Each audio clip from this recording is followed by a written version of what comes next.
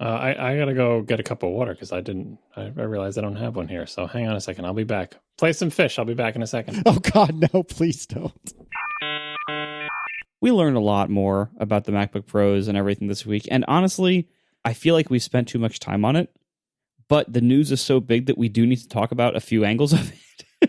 and like this, it's the kind of news that whenever there's like a new, like brief little scandal about a new Apple product, that news is relevant for like a week. And then after that, the value of it is basically zero. Except for the keyboard, which has had like a 3-year life now.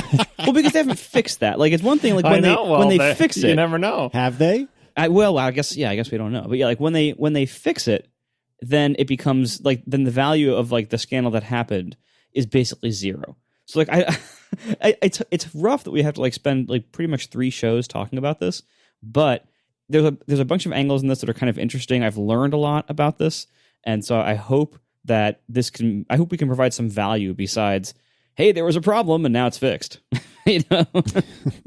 Yeah, it's been weird because we caught the drama with regard to the brand new i9. Is it i9 or i7? I'm having a brain fart. Well, I mean, technically it's all of them, but the one that caused the most drama was the i9.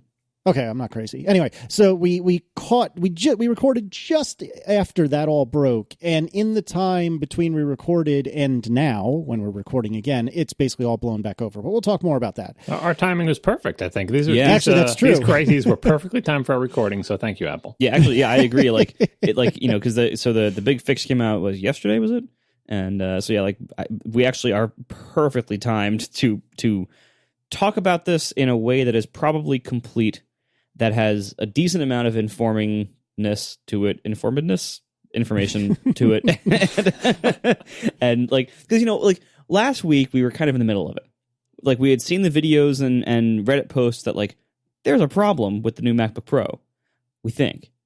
And we could speculate a whole bunch on what that was. And we could say, I spouted off about like what should and shouldn't be the case. Now we have the information to actually, like, now we have way more information than last time. We'll get to that. So I guess let's end this preamble for now. We'll get to that. But suffice to say, I know this is a lot to talk about the new MacBook Pro and its weird throttling thing. But I think we have value to add. I will try to keep it brief. With that in mind, everyone look at your timestamps now. All right, so to start off, let's do some of the more mundane things. It turns out that it is easier to replace the keycaps on the brand new keyboards. From this small website I've never heard of called 512 Pixels, an Apple service document tells us that the keyboard buttons is the word I'm looking for. They're easier to replace, and the membrane is, quote, to prevent debris from entering the butterfly mechanism. Be careful not to tear the membrane. So that's good news, and hopefully it works. You tried to combine 2 follow-up items there. What are you doing? I'm following the show notes, man. What do you want from me? That's a violation, sir. That's right. Boy, you violated the indenting. Oh my God. Just for a reason. It's like Python. Significant white space. Oh, God. John, why are you? I thought only Merlin got Bad Cop John. Now I'm getting Bad Cop John. There's no such thing as Bad Cop John. Yeah. I mean, you messed with follow-up, Casey. I mean, what do you expect? Oh, my word. The easier keycap replacement, I think, is a good move. Like, independent of the, the reliability of the keyboard or how you like it or whatever, being able to just fix just one keycap is a smart thing to do. And again, 3 years. We're 3 years into this keyboard now, starting from the 2015 MacBook.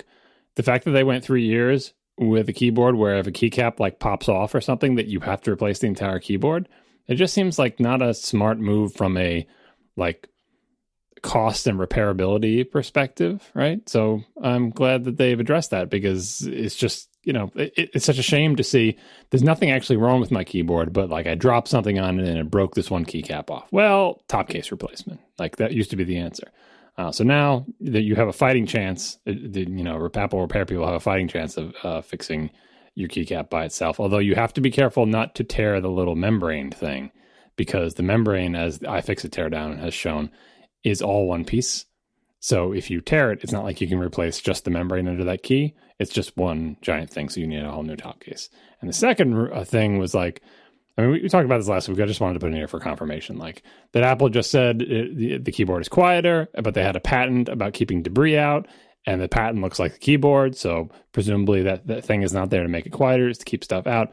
Apple's own documentation, its internal documentation for its like service guide or whatever, says the keyboard has a membrane under the keycaps to prevent debris from entering the butterfly mechanism. It's right from Apple's mouth. So if anyone still had any question whether the membrane was there to make it quieter or to keep debris out, Apple has settled that once and for all. Yeah, that's like, and we have another follow-up item here that I'd like to also read. This was from Josh Fenton, because this is related to this. When Apple issued the release of these new MacBook Pros, and they said this new keyboard design is quieter, and everyone's like, well, does it fix the dust killing it thing or not? And it was it's pretty clear now that Apple was kind of BSing us on that. Like, yeah, I guess it is a little quieter, maybe, but people are like straining to hear the difference. Meanwhile, both Apple's support documents now and iFixit teardowns and things confirm that this is not really to be quieter. It's really there for this ingress prevention. So obviously that's the real reason it's here. And Apple was kind of BSing us. One of the reasons why people speculated that, including us, why they might be not saying why this is actually here, is that there are a number of class action lawsuits about the keyboard failure, and so people are speculating maybe they didn't want to say that it's quiet or say that it fixes this problem because that would admit fault that there is a problem in the first place. And we got a nice email from Josh Fenton, who's a lawyer, saying that there's a legal doctrine that prohibits introducing subsequent remedial measures as evidence of the existence of a previous negligence or design defect. So the idea is you couldn't make according to this doctrine, it is not a valid legal argument to say you definitely had a defect before because the new product changed in this way to make this thing better. And Josh Fenton says, while counterintuitive, this doctrine exists in support of a public policy that the law should not serve as a disincentive for people or companies to improve the safety and quality of their products, services, or premises. Because it's kind of, that would be kind of counterintuitive and kind of, damaging over time. So I don't know. I mean, chances are Apple is being exceptionally conservative and not even wanting to try to have to invoke this kind of doctrine. Like, they probably want as much immunity as possible against these lawsuits. So this doesn't say they don't have to come out and say that this is fixed, but it does seem like they have less legal reason than we predicted to avoid saying that this is fixed because of ingress. So if that's true, what's left is what people were thinking before, which is pride, as in corporate pride, or like, why would we admit that we ever did anything wrong? Why don't we just say we have a new keyboard, it's great, best keyboard we ever made, and it's quieter, and just don't answer any questions about reliability. Right? Because if it's not legal, keeping their mouth shut, it's a worse look. Because if it was a legal thing, like whatever, lawsuits are weird. And maybe you're right. Maybe it still could be an abundance of caution, and who knows if there's some specific case law related to this or whatever. But if the legal reasons are taken out of the equation, the only thing left is I think a miscalculation, a PR miscalculation, perhaps. Because it looks better when you say, we had a problem and we fixed it and the new ones are great. And it's not like they're not admitting they had a problem, because they do have the repair extension program, and you don't do that just for the hell of it. You don't do a repair extension program on a keyboard that has perfect reliability, right? There's obviously a problem, and yet still somehow they could not bring themselves to say this new keyboard is more reliable. Going back to the keyboard and these membranes, iFixit did some really interesting work with regard to testing whether or not the membrane does anything. So they have this post, which we'll link to, where they did a few things to kind of figure out, does this make a difference? And what they did was they sprinkled blue powder on top of the keys, used them for a while, and then popped off the keycaps to see, okay, where's this blue powder? And the conclusion they seem to come to is that, yeah, it definitely helps. I think the most relevant part of this test, though, is so they did the glowy sand, which is very, very fine. It's kind of cool because you can track where it is and everything, and showing that it mostly keeps it, and an important part is, I think they compared it to one without the membrane. Say without the membrane, it's all over the place, and with the membrane, it's mostly on the edges. Good, right? But then they took a little bit of sand and put it on, and it wedged the keys instantly. Because there are holes in the membrane. There are big holes where the hinges come through. So it's not like sand can't get in, and it's not like sand has to sneak in through a tiny opening. The openings are pretty big. So still, you should really avoid getting sand on your keyboard. The good news, as we mentioned before, is if you do get a piece of sand under your keyboard, there's a chance that they can pop off the keycap, take out the sand, and put the keycap back on, and you don't have to have a whole top case replacement. But like I said, if you're going to make some kind of barrier to keep grit out, and there are 5 giant holes under every key where grit can get in, it's only so much you can do. So probably improved, probably better, but maybe don't use your MacBook Pro on the beach. It's too early to know whether in practice this will actually reduce the occurrence of the keyboard problems. But it is kind of nice that they did this test. It is kind of nice to know we aren't totally out of the woods on this. Like if you have one of these, you still can't eat a muffin on top of it without running a pretty big risk there. You have a reduced risk. But in a way, I also think Casey, you've had with your MacBook One, you've had a lot of compressed air adventures as Apple recommends, like trying to get your one piece, trying to move around the piece of dust that gets under the key so it goes to a different key. I think with this, that's probably not going to work. With this, I think the dynamic here will be that it is harder for things to get in, but it's even harder for anything to ever get back out. So if something does get in, which is, as John said, which is still possible, it's just less likely. But if something does get in, I bet you're done. I bet that's it. You have no recourse.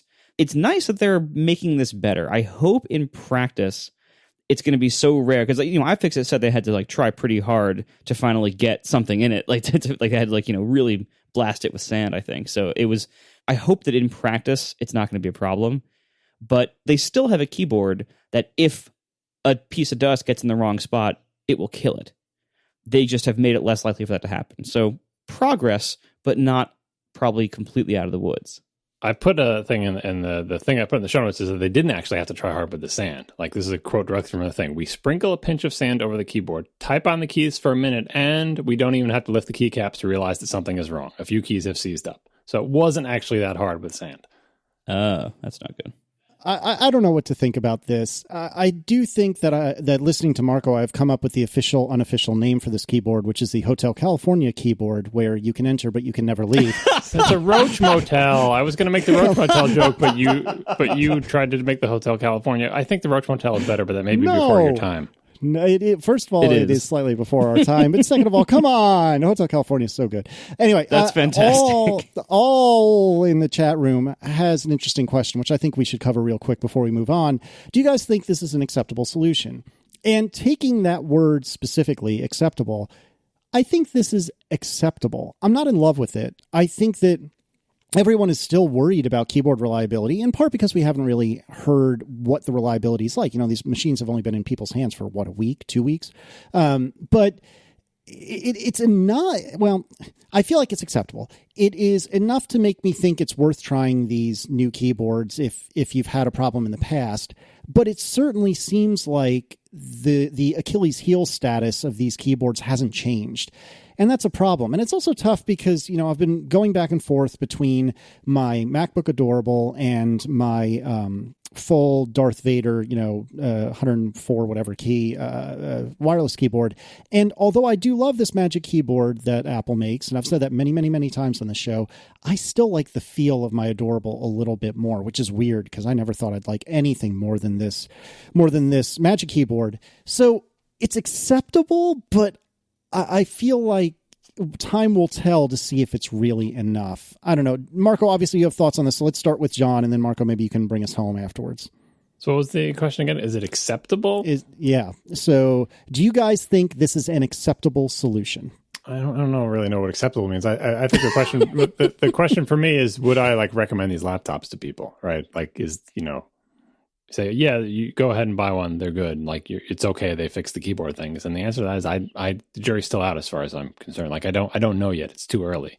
It would make me more comfortable, surprisingly. I know they're not going to do this, but if these were included in the repair extension, just because you have this keyboard and it's supposed to be better about reliability, and it probably is. But if it isn't, I don't want to pay for a new top case after a year, right?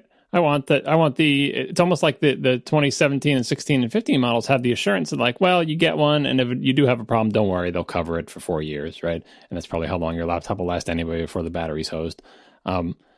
Whereas this one, it's that problem's probably gone, so you're probably fine. But if it turns out the problem isn't gone, and again, with the sprinkling of sand, we see that it actually isn't entirely gone under the worst possible conditions. Oh, someone spilled some sand on your laptop, right? And you typed on it for 2 seconds. Then I don't want to be stuck having to replace it. So it's an improvement. It's better. I particularly like the idea that you can replace a keycap without replacing the whole keyboard. That I think is a big possibility of you won't have to pay for a whole new top case. You'll just bring it in. Yeah, it's annoying, but you got some sand under your keyboard. They'll pop it off, give you a new keycap, or you break a keycap by dropping something heavy in your keyboard and they can fix it.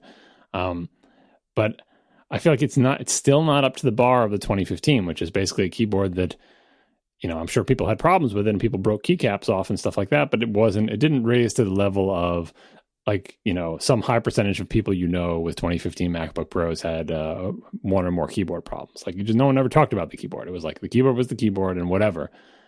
I don't think this one has crossed that bar yet. I feel like it's just the, as we said in past shows, it's just the accumulation of Band-Aids. This is like the maximum number of Band-Aids all piled on top of this little wound, but the scab is kind of still there. Well said. I think the jury is still out on this. I can't wait for, I did order one of these machines. We can talk about that later if you want. I'll tell you one thing I did when I ordered it. I also ordered one of those silicone covers for the keyboard for like $10 on Amazon. Oh, no. Because I just don't know.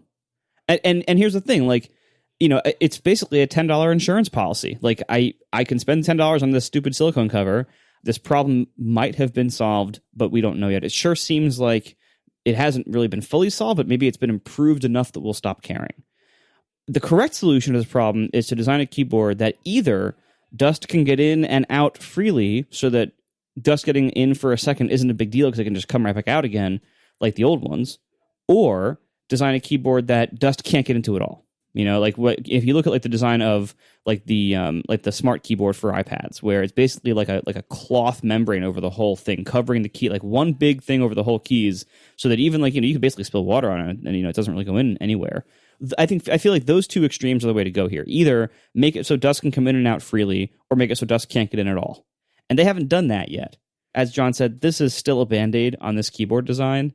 I still really want to know what the next design is. Like, what's the next major keyboard here? This keyboard, they took a lot of risks. They did a lot of crazy things. They optimized for factors I don't give two craps about. Like, great, my keyboard is precise and stable. Two things I have never once pushed the key on any other keyboard and said this is too imprecise and unstable. I've never had that opinion of anything.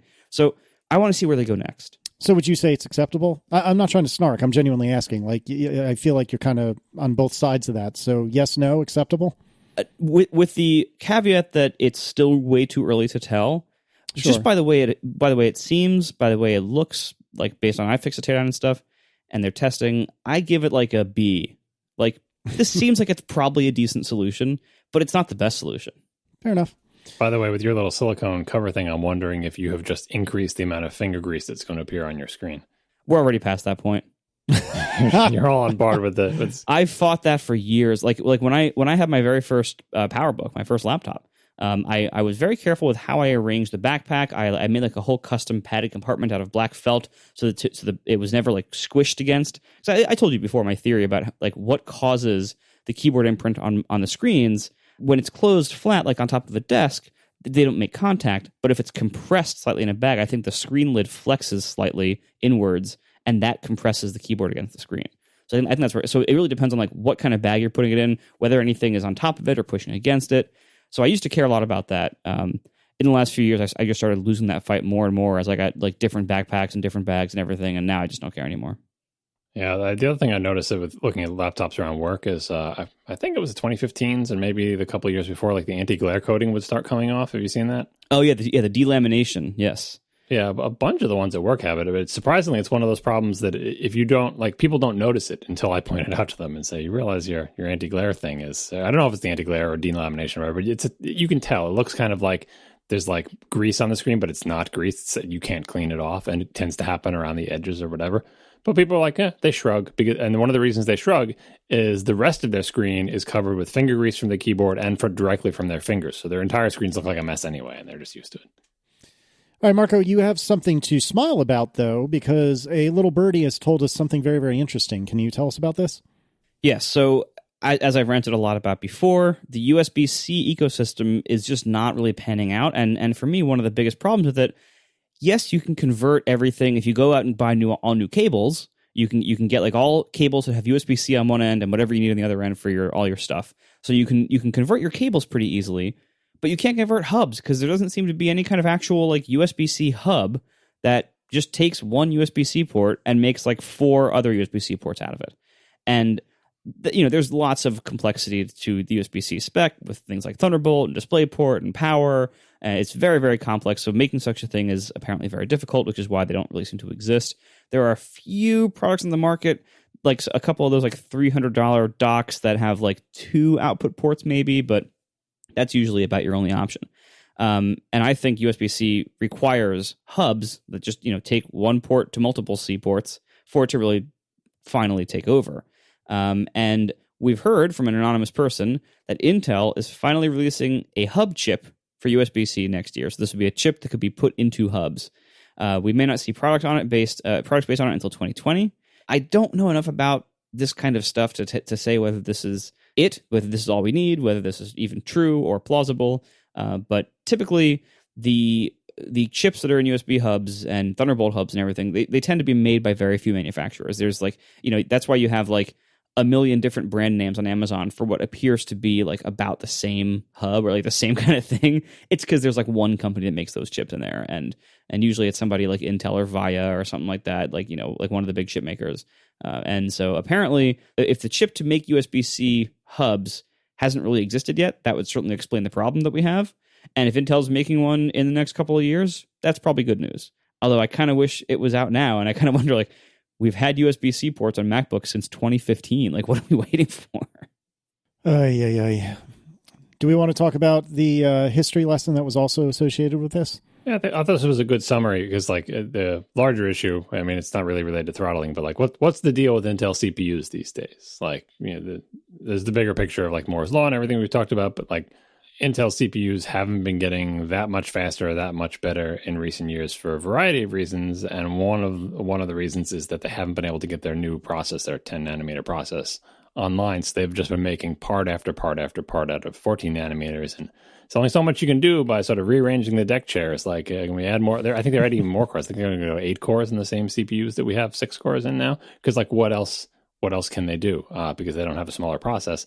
And this sort of semi-brief history, I think, is a good rundown of what the deal was and why Apple might find itself in a difficult situation designing its laptop around these chips. So 2016, when the Skylake MacBook Pros were released, Canyon Lake was supposed to be around the corner in 2017 with an LPDDR4 controller supporting 32 gigs, right? So in 2016, they're like, oh, no problem. Next year, 2017, we'll be able to support 32 gigs with low power. That didn't happen, right? Then Canyon Lake got pushed to 2018. Kaby Lake was inserted, which is just Skylake with HEVC and HDCP 2.2. Then Coffee Lake got added in 2018, which is just Kaby Lake with more cores, and Canyon Lake was canceled. Although this person says, the same anonymous person, yes, really, although Intel hasn't fessed up yet. Now Ice Lake is teetering on the edge of failure, and Intel is prepping yet more 14 nanometer parts for 2019. And here we still are, 14 nanometer with Skylake memory controller. And the new 15-inch MacBook Pro uses the built-in memory controller, which works just fine with DDR4, which is what we're seeing right now.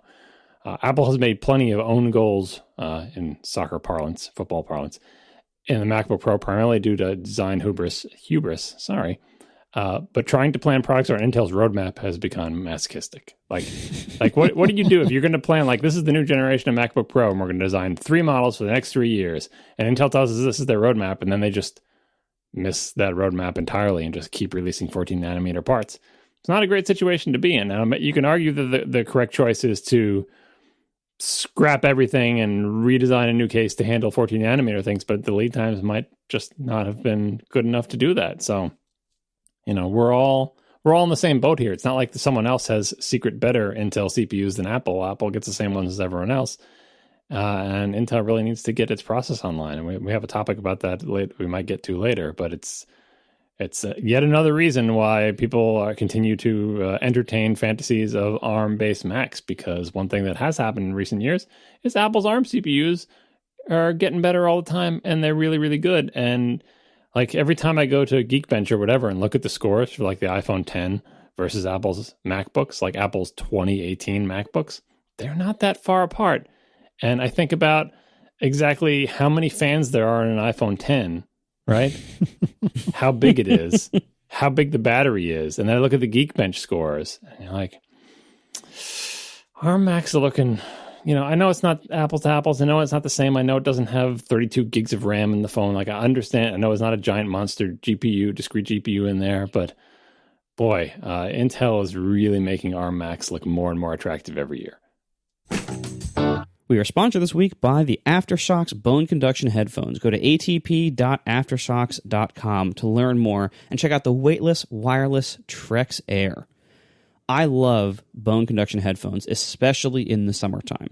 Here's why. So any other headphone you have, it's going to be something that either goes on top of your ear or has a big cup around your ear, or something that goes into your ear. And I have problems with both of those things. The in-ear ones just hurt me. I just don't have the ears for them. The ones that go around or on your ears are too hot for the summertime. And when you're walking around outside, it's hard to hear things like cars driving by or if someone's trying to talk to you when you're wearing big headphones. Bone conduction headphones solve these problems. First of all, there's nothing in or on or around your ears. Instead, they have these little transducers. They're very small. They have like a little wraparound neck band and these little transducers that rest kind of in front of your ears on your cheekbones. And they send little vibrations that your eardrums pick up as sound, but the world doesn't hear it that way. And in addition, because nothing is blocking your ears, you can still hear the world around you. So it's very practical when you're doing outdoor activities, walking, cycling, even just doing stuff around the house. If you want to hear if someone knocks on the door or if someone else in your house is calling your name, they're incredibly nice. And the AfterShokz Trex Air are just great headphones too. They're Bluetooth, of course, so they're wireless. They're pretty much weightless. Like they say they weigh like an ounce, but honestly, the weight is nothing. Like you feel it like nothing. Good range, good battery life. There's a great warranty if you need it. They're water resistant, IP55 certified, so if you get caught in the rain or if you're sweating all over them, no big deal. The Trex Air are the only headphones I wear in the summer. I like them so much that this summer I'm testing a lot between my watch app and my phone app, and I wanted two different headphones so I could just grab one that's paired to each device without having to repair them.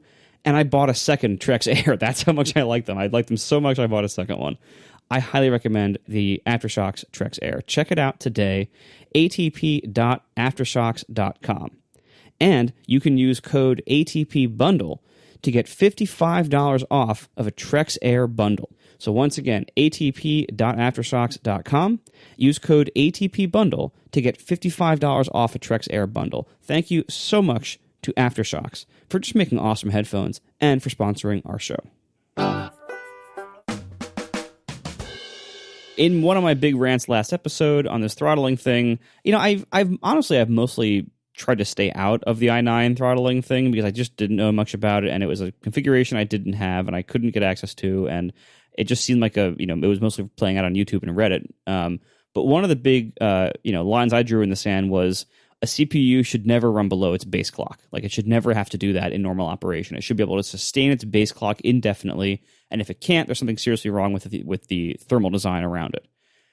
And it turns out that was not a complete picture of how things work anymore. So we've learned a lot since the last episode, and so I wanted to go over a few things. First of all, we pointed out last episode the 800 megahertz clock, where the CPU would drop down to 800 megahertz. Now, in the throttling problem where it would cause like the big sawtooth graph, basically, of like constant spikes up and down, that actually was the real problem. But sometimes the CPU will drop to 800 megahertz because it's idle. 800 megahertz is simply the lowest clock that the CPU will typically use in just power save mode. It is also used in very extreme cases for throttling for thermal reasons. But if your CPU hits 800 megahertz, that might just be because it wasn't doing that much and it clocked itself down to save power. Secondarily, so going back to a CPU must always maintain its base clock no matter what.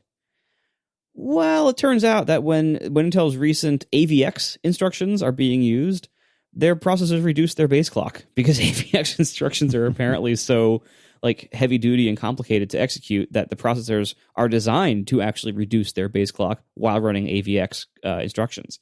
And I honestly don't know that much about AVX, but it's kind of like the continuation of like MMX, like back in the early days, MMX, and then what were the other ones? There were like a bunch of SSE and all those like extra instructions, like big vector instructions to process lots of data at once.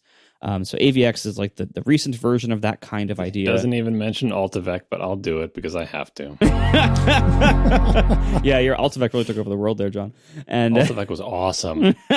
Oh, my word. So much better than MMX. So among the valid reasons that a CPU might operate below base clock are either it's saving power because it's idle, or it's using AVX instructions, even if it's at full load.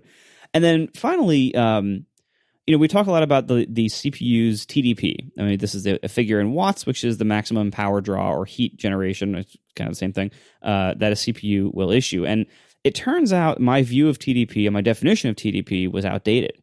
The 15-inch is usually like a 45-watt TDP on those processors, which I thought would mean that at peak load, no matter what, it would not exceed 45 watts of heat output and therefore power usage.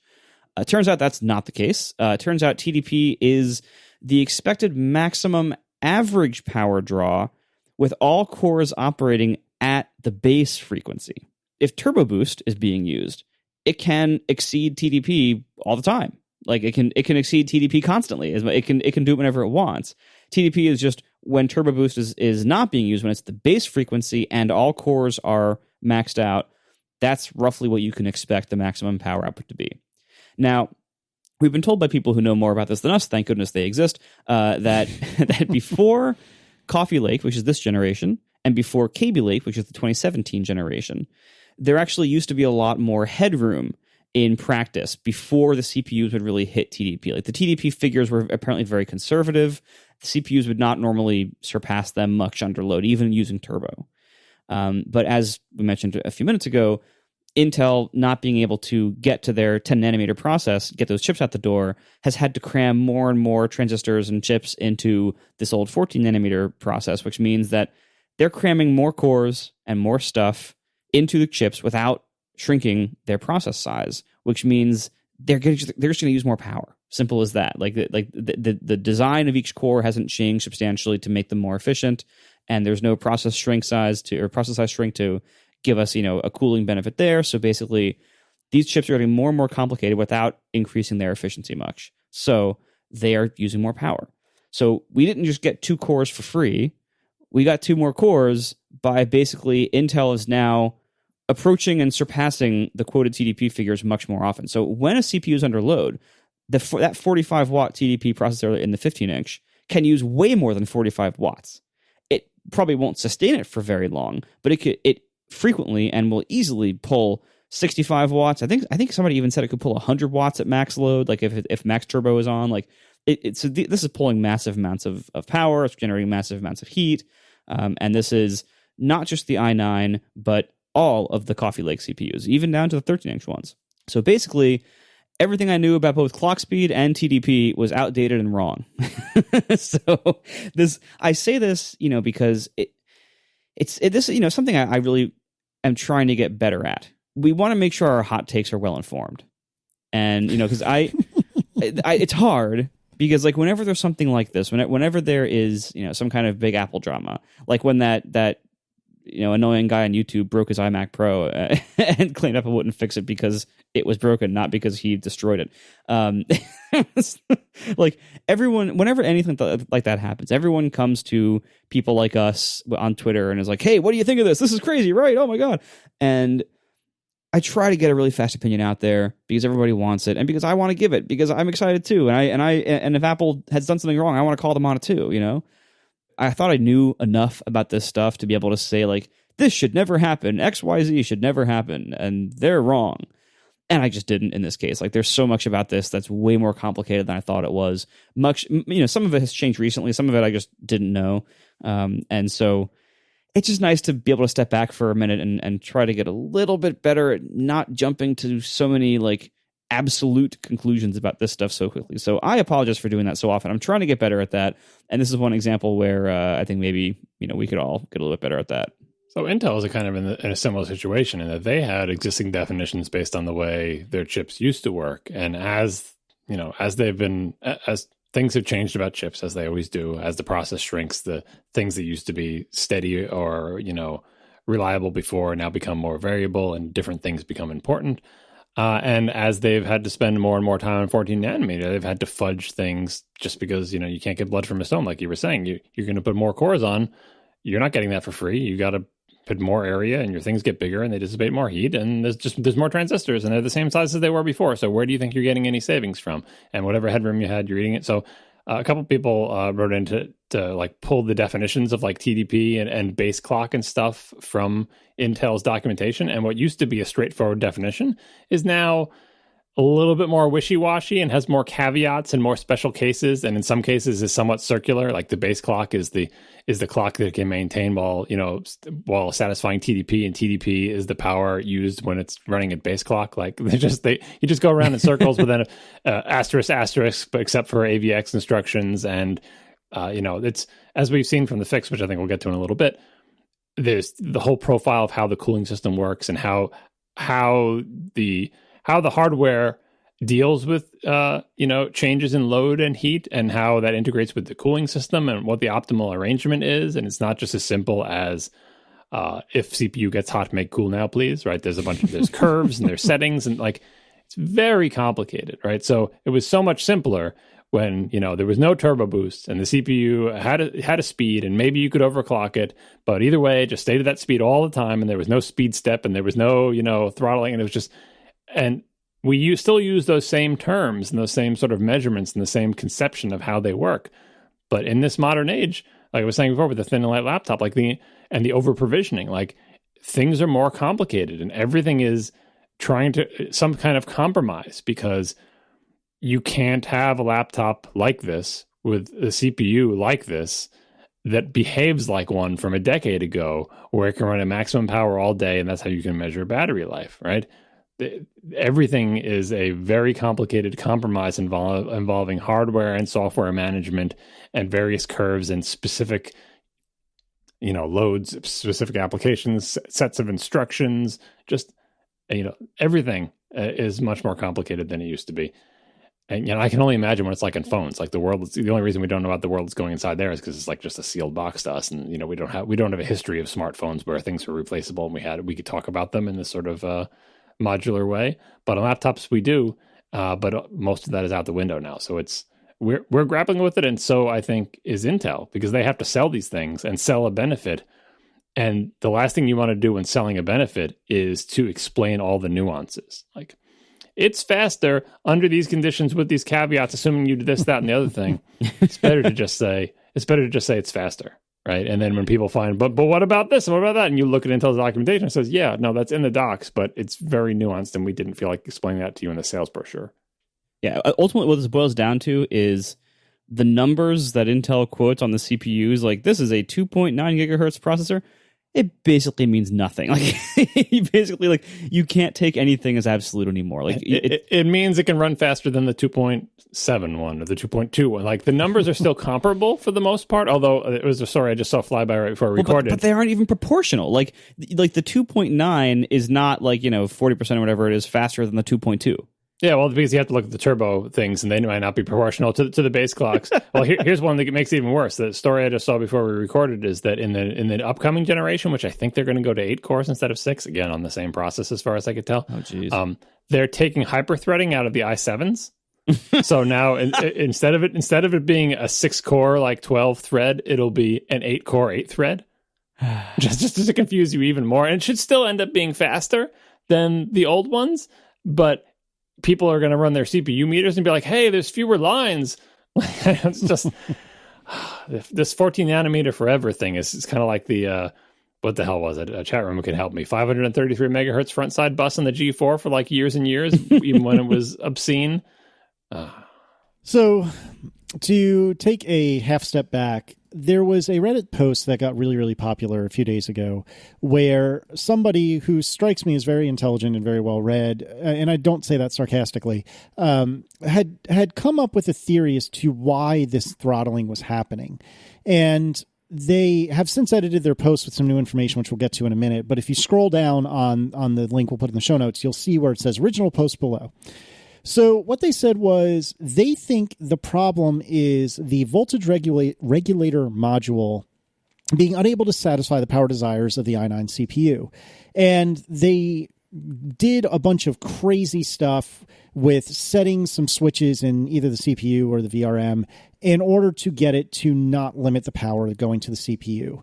Which, from what I can tell, having obviously not tried this, seems to have worked if you're willing to disable SIP and install a KEX, kernel extension, all of this other crazy stuff. So that worked reasonably well for a little bit until, I believe it was yesterday, as one of you said earlier, Apple released an official fix. So I feel like this has been mostly resolved, but do we have any thoughts on this Reddit thread or the fix that came out of Apple just yesterday? I think the Reddit thread is a good example of like people trying to figure it out on their own. Like they don't know what the problem is, but they can see that we have measurements. We have some tools that we can use. And there's a thing about the tools that we'll get to in a little bit too. But we're like, what's the problem here? What could be the problem? Like, because it's not as simple as, just like an on-off switch or like it's always running at maximum cooling. There's lots of decisions to be made exactly how much power should the CPU draw for how long, when it turbos, when should it decide to turbo, when should it say, I've turboed enough, I should go down, right? And there are other chips involved on the motherboard, not just the CPU that could be involved in a cooling decision.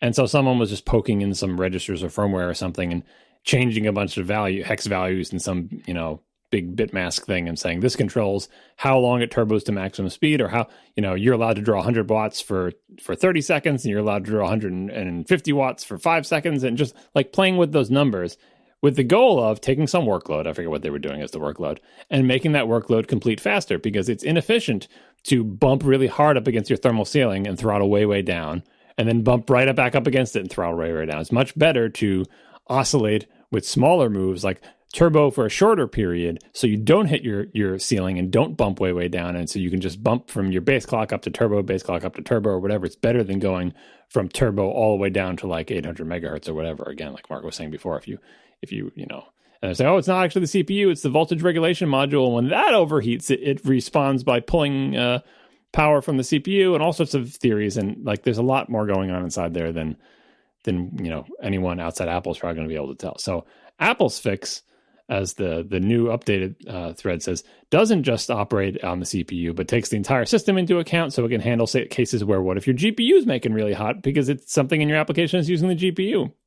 Like, it's all the same kind of cooling system inside there, and an excess of heat can make everything hot because it's all next to each other inside the same case or whatever. So Apple's patch takes a more holistic view of the system, as it has, always does, and tries to balance the heat and tries to make the components not slam hard against their thermal ceiling, but just creep right up to it, but have the cooling system keep them below it and have them oscillate back and forth as you'd expect. So basically saying, if it gets too hot, go back down to your base clock, cool off for a while, and then go, So it's some heroic armchair attempts at fixes without access to source code or anything like that, but just access to a machine.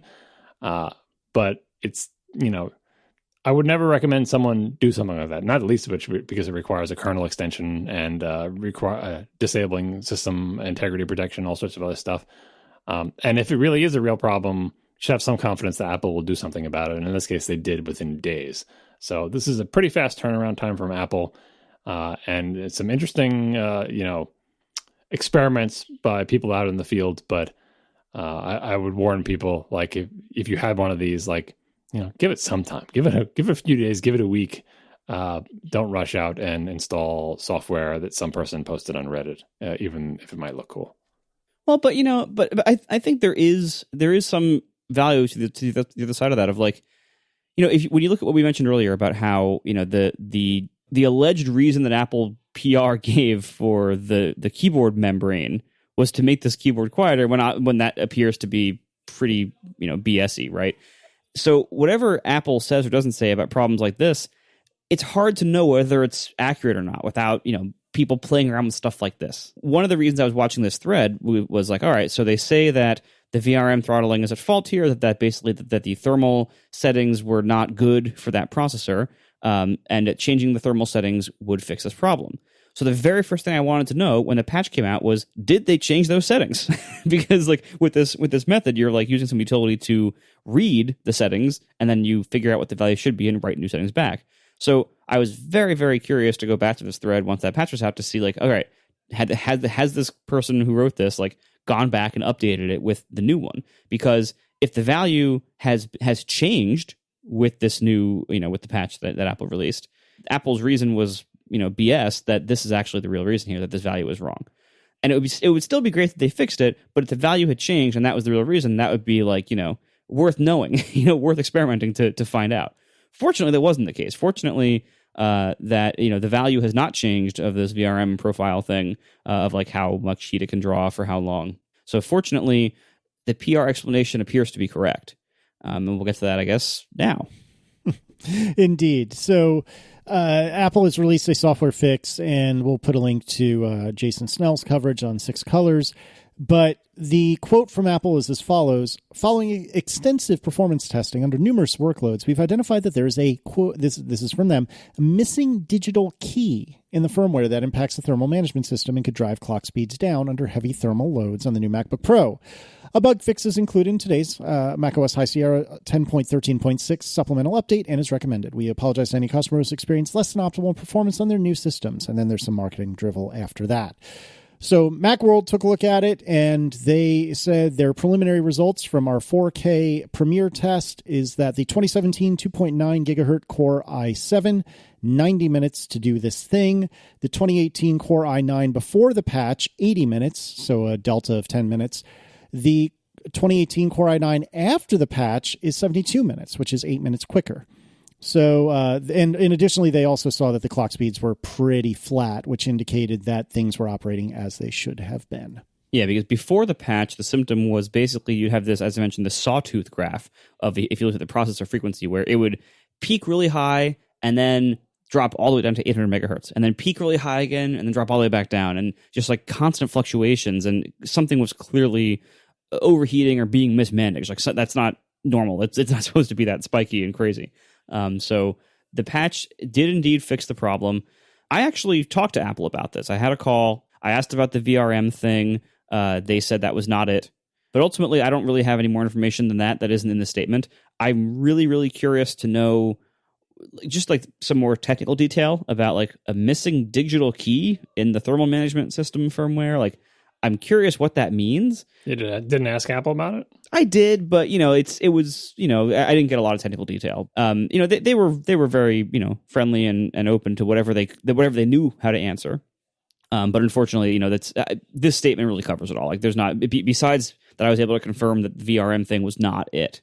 I don't really have any other information that wasn't in the statement, but it was nice. I talked to them. They seemed genuinely concerned. I asked them if they bought a freezer to rerun the YouTube test. They did not. They didn't seem to think that was very funny.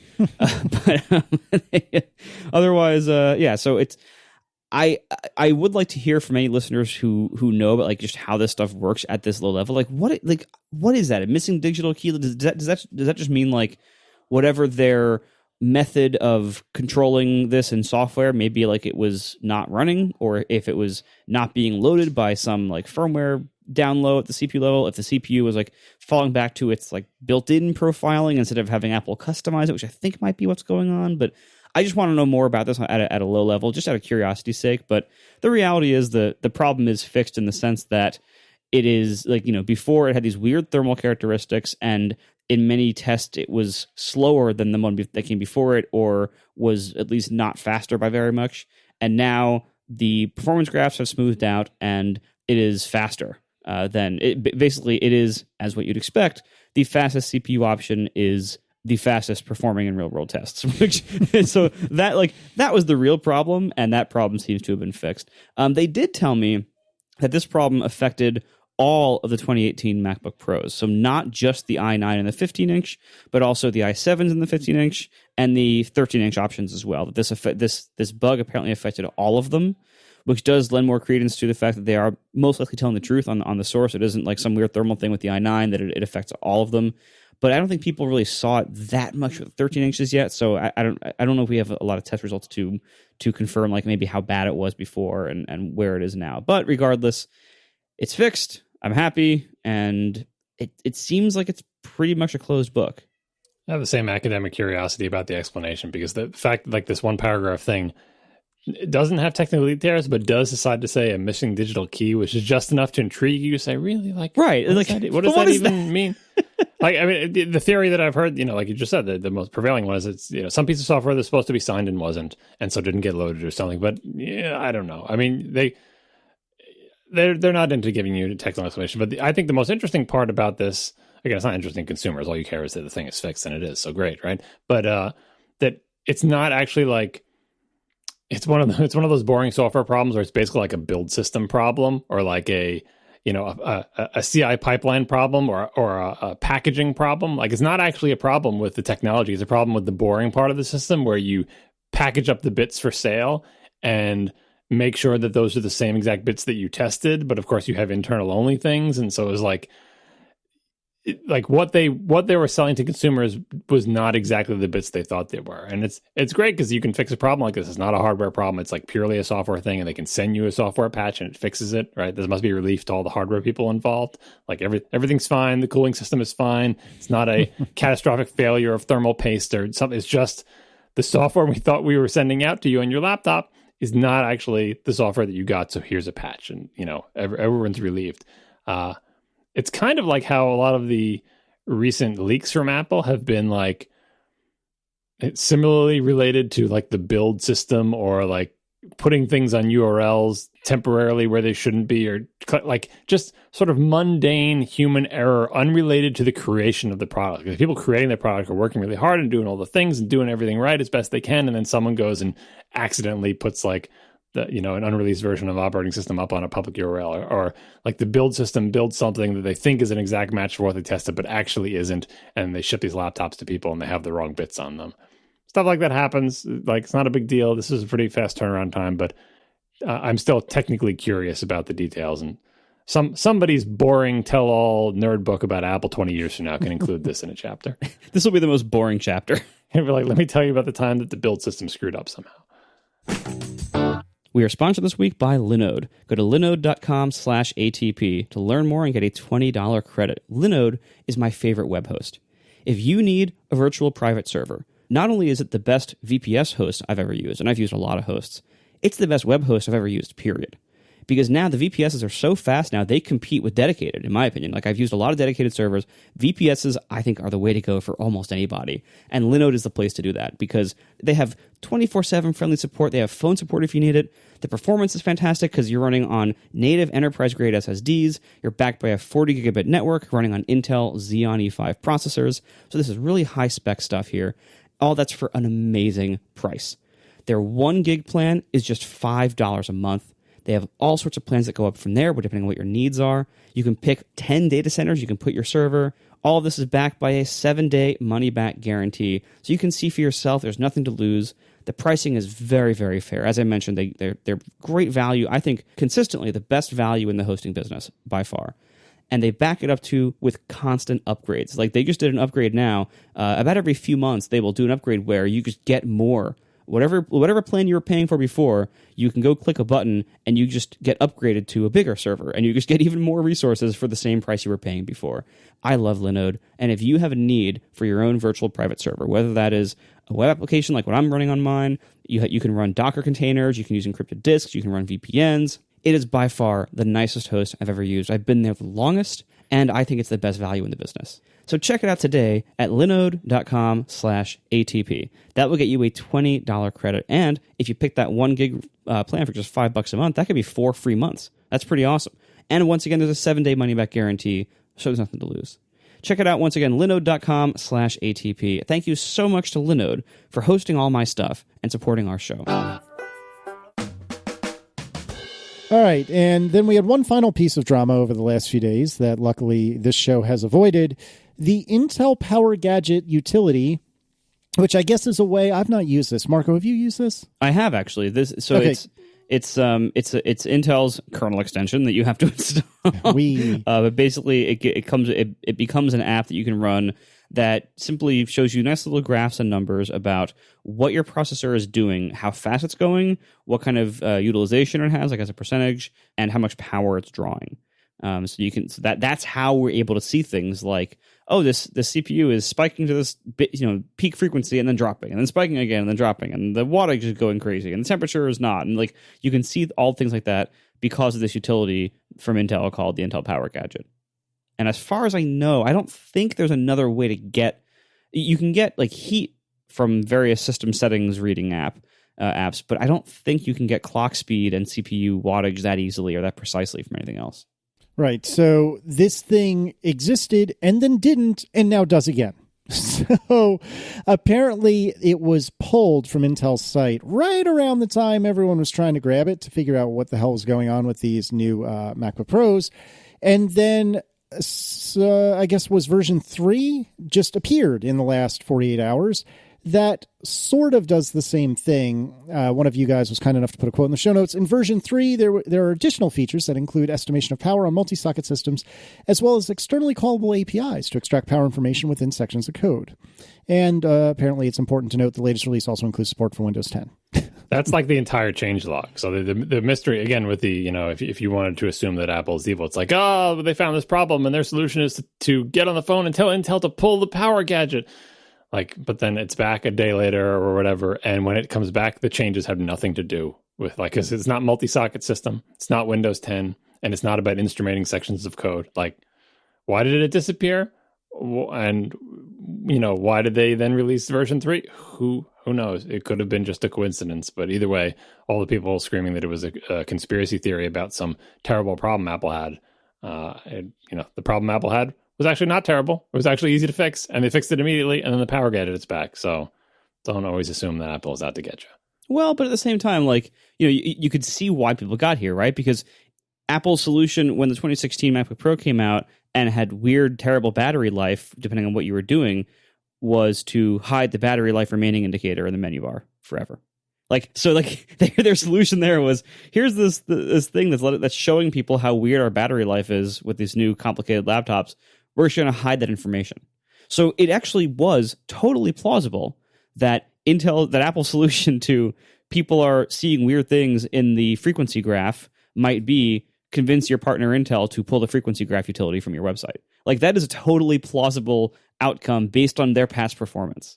So I can see why people thought that. Don't you think hiding the number, though, is partly because the numbers weren't accurate and they were misleading?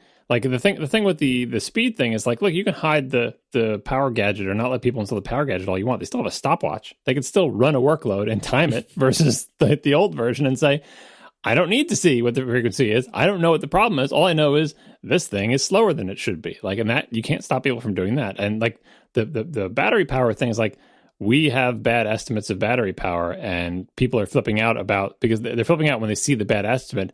They never actually say, okay, is that actually how much time I have remaining? Start a stopwatch now. They're just flipping out on the numbers. So, and the fact that it was back a day later, it just doesn't add up to me. And maybe they did. Maybe some panic PR person did call and ask them to pull it, but I don't think it was part of some grand conspiracy to hide a big problem because there wasn't a big problem. There just wasn't. The problem was a small problem and it was fixed. And it was not unexpected. They didn't have to research it for a month. They didn't have to do extensive testing. I bet it was pretty quick when someone said, I figured out the problem. People don't have the right bits on their computer. It's the best problem to have.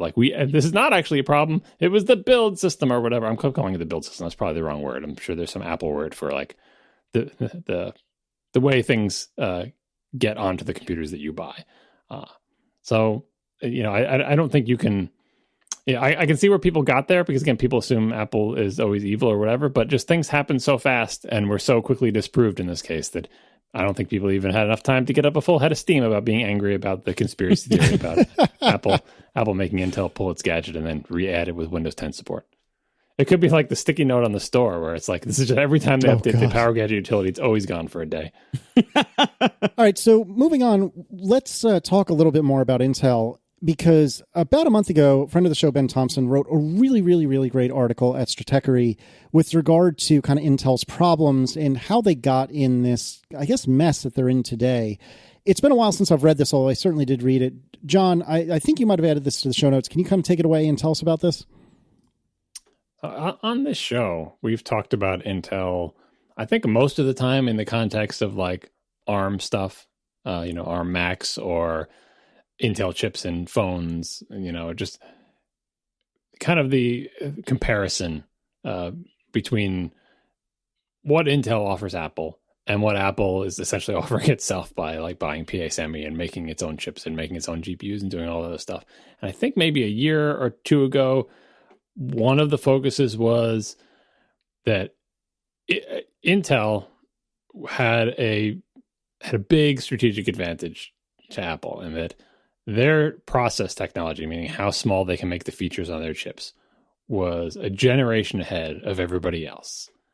And so no matter how much more efficient ARM CPUs were, no matter how much Apple could custom tailor them to their exact needs, it's very hard to overcome the fact that Apple had to make all of its ARM chips using larger feature sizes, bigger transistors than Intel did. So even though Intel may have old and creaky chips, and x86 is old and creaky, even x86 64, and it's inefficient, and all these reasons why ARM is better than Intel, Intel has this advantage of like they take whatever their designs are and they can make them much smaller than everyone else, and they use less power, and they just have all these advantages. And the discussion then was, wouldn't it be great if Apple could get its ARM CPUs or system on chips or iPhone stuff and design them, but then have Intel make them? Say, we have the designs, Intel, we don't actually want your chips. We just want you to be a fab for us. Here's the design, you make it for us. And you make it on your industry-leading, smaller than everybody else, always ahead by a year and a half, 2 years ahead of everybody else. And that would be the best of both worlds. It would be the best chip designs and then the smallest fabrication size. And the discussion then was like, yeah, but why the hell would Intel do that? Because they can't charge you as much. They can charge you way more for their high-end, Intel CPU, Xeons or i9s or whatever, because it's like, that's our intellectual property. We design it and we fab the chip. And so we can double dip there. Whereas if we're just a dumb fab and we just say, oh, we'll manufacture things for you and you'll bring the thing yourself, we can't get as much money from you. So, and we're ahead of everybody else. So I bet everybody would love for us to fab their stupid designs, but we're only going to fab our designs. That's our competitive advantage. You all suck. Intel is great. And that seems like such a long time ago. Maybe it wasn't as long ago as I thought, but it seems like such a long time ago. And in the time since then, there's been smaller stories about Intel willing to fab chips for other people, which I think that have appeared in our show notes at various times, and maybe we haven't actually talked about it. Maybe they just got booted out because they became irrelevant. But the most recent story, as we've talked about on the past few shows, is Intel. It's supposed cadence. It used to be the TikTok where it would be like they do an architecture change, then a shrink, then an architecture change, then a shrink on a yearly cadence or an 18-month cadence or whatever the hell it was. Has been slowing down, and they made all these PR things. It used to be TikTok, and now it's like process optimized, whatever. Like they made a 3-step process, and then as Marco said a few shows ago, now it's TikTok, talk. They've been stuck at 14 nanometers for a really long time, for longer than anyone thought they would be, including Intel. Intel had grand plans for that 10 nanometer thing. Now, about 6 months ago, we were hearing like TSMC, Taiwan Semiconductor Manufacturing Corporation, they've made it to 10 nanometers or 7 nanometers or whatever. They're ahead of Intel. Then people were quick to say, well, again, kind of like base clock speed and TDP. Feature size is another one of those things that used to have perhaps a more common and simpler definition than it does these days, because now people are making transistors with these strange 3D arrangements of elements at the microscopic level, like building these little, pyramids and structures and fins, and like it's not as easy to say, well, what is your feature size? What are you measuring between? What is your, it's like dot pitch on a monitor or versus dot pitch on a Trinitron. Like it's all kind of fuzzy, and the gist of it was that Intel's 10 nanometer is actually smaller than TSMC's 10 nanometer, or maybe even smaller than TSMC's 7 nanometer or whatever. And so there was, maybe 6 months ago, still a reason to say, yeah, it looks like Intel might have lost its fab lead, but it's not actually true. But at this point, with Intel still unable to deliver 10 nanometer stuff, and TSMC making, I think they call their 7 nanometer or whatever, like it doesn't matter that Intel's 10 nanometer, it may be as good as or better than a similar number from TSMC. TSMC looks like it's going to actually deliver its process in shipping products for customers, and Intel still can't. And so, I mean, Ben Thompson's article is more about the history of Intel and like how it got to this point. But I feel like Intel's strategy, aside from like selling their ARM holdings and losing and opting out of the contract to make the CPU for the original iPhone and various other strategic mistakes, if Intel was still ahead of everybody on process, their integrated design, as Ben calls it, where they make the CPUs and have the fab, would still be a viable strategy. But if you're not the best fab in the world, and when you also refuse to fab things for other people, all you're left with now is x86 and its legacy of compatibility, and a fab that is not helping you at all. I mean, what at a certain point, it might be better for Intel to have TSMC manufacture their chips for them if they can never get 10 nanometers. Like it's just, they're in a bad situation. And it's one of those bad situations that's explicable. It's like, this stuff is very difficult to do. You make some bad bets 7 years ago or 5 years ago, whatever the crazy lead times are, in deciding how you're going to fab your 10 nanometer. And sometimes it just doesn't work out. Like, it's a bummer. It's a bummer for Intel, but it's an honest loss. Like, it, you know, I feel, well, to me, it feels honest. It feels more honest to me than boneheaded decisions like, you know, sticking like Itanium, their instruction set that was going to compete with x86-64, and opting out of the iPhone and all that other stuff. And maybe also feels like a more honest loss than refusing to fab for other people, because I feel like there was a way because they were a leader, their fab was in the lead for so long, there should have been a way for them to leverage that to make money while also maintaining like their top end deals. Like we'll fab for certain other people, but we won't fab things to compete with their own chips. And I'm sure they did that to a limited degree, and that's what those stories were about a few months ago. But now they're in a really rough place where they need to get their 10 nanometer process online, because they can't just keep making new arrangements of the same cores in 14 nanometer forever. Eventually, if they get stuck like this for much longer, Apple will have no choice but to leave. It's kind of like the Power Mac G5 situation all over again, where Apple just couldn't get better parts. They couldn't get laptop parts, period, and they couldn't get faster chips for their high-end things. So it's like, what choice do we have? We have to go to Intel, essentially, because the option would be, I guess we'll just keep shipping water-cooled Power Mac G5s forever at the same exact speed, because we have no one to buy a faster CPU from. And Intel said, we have faster CPUs, and we make them faster every year, and so you should come to us, and they did. Like, say Intel comes out with these 8-core i9s, right? What happens next year? 12-core i9s? Like, you can't. It becomes the size of a Kraft American cheese slice inside your computer. Like, you can't just keep adding cores, and there's not enough parallelism into workloads to deal with that anyway.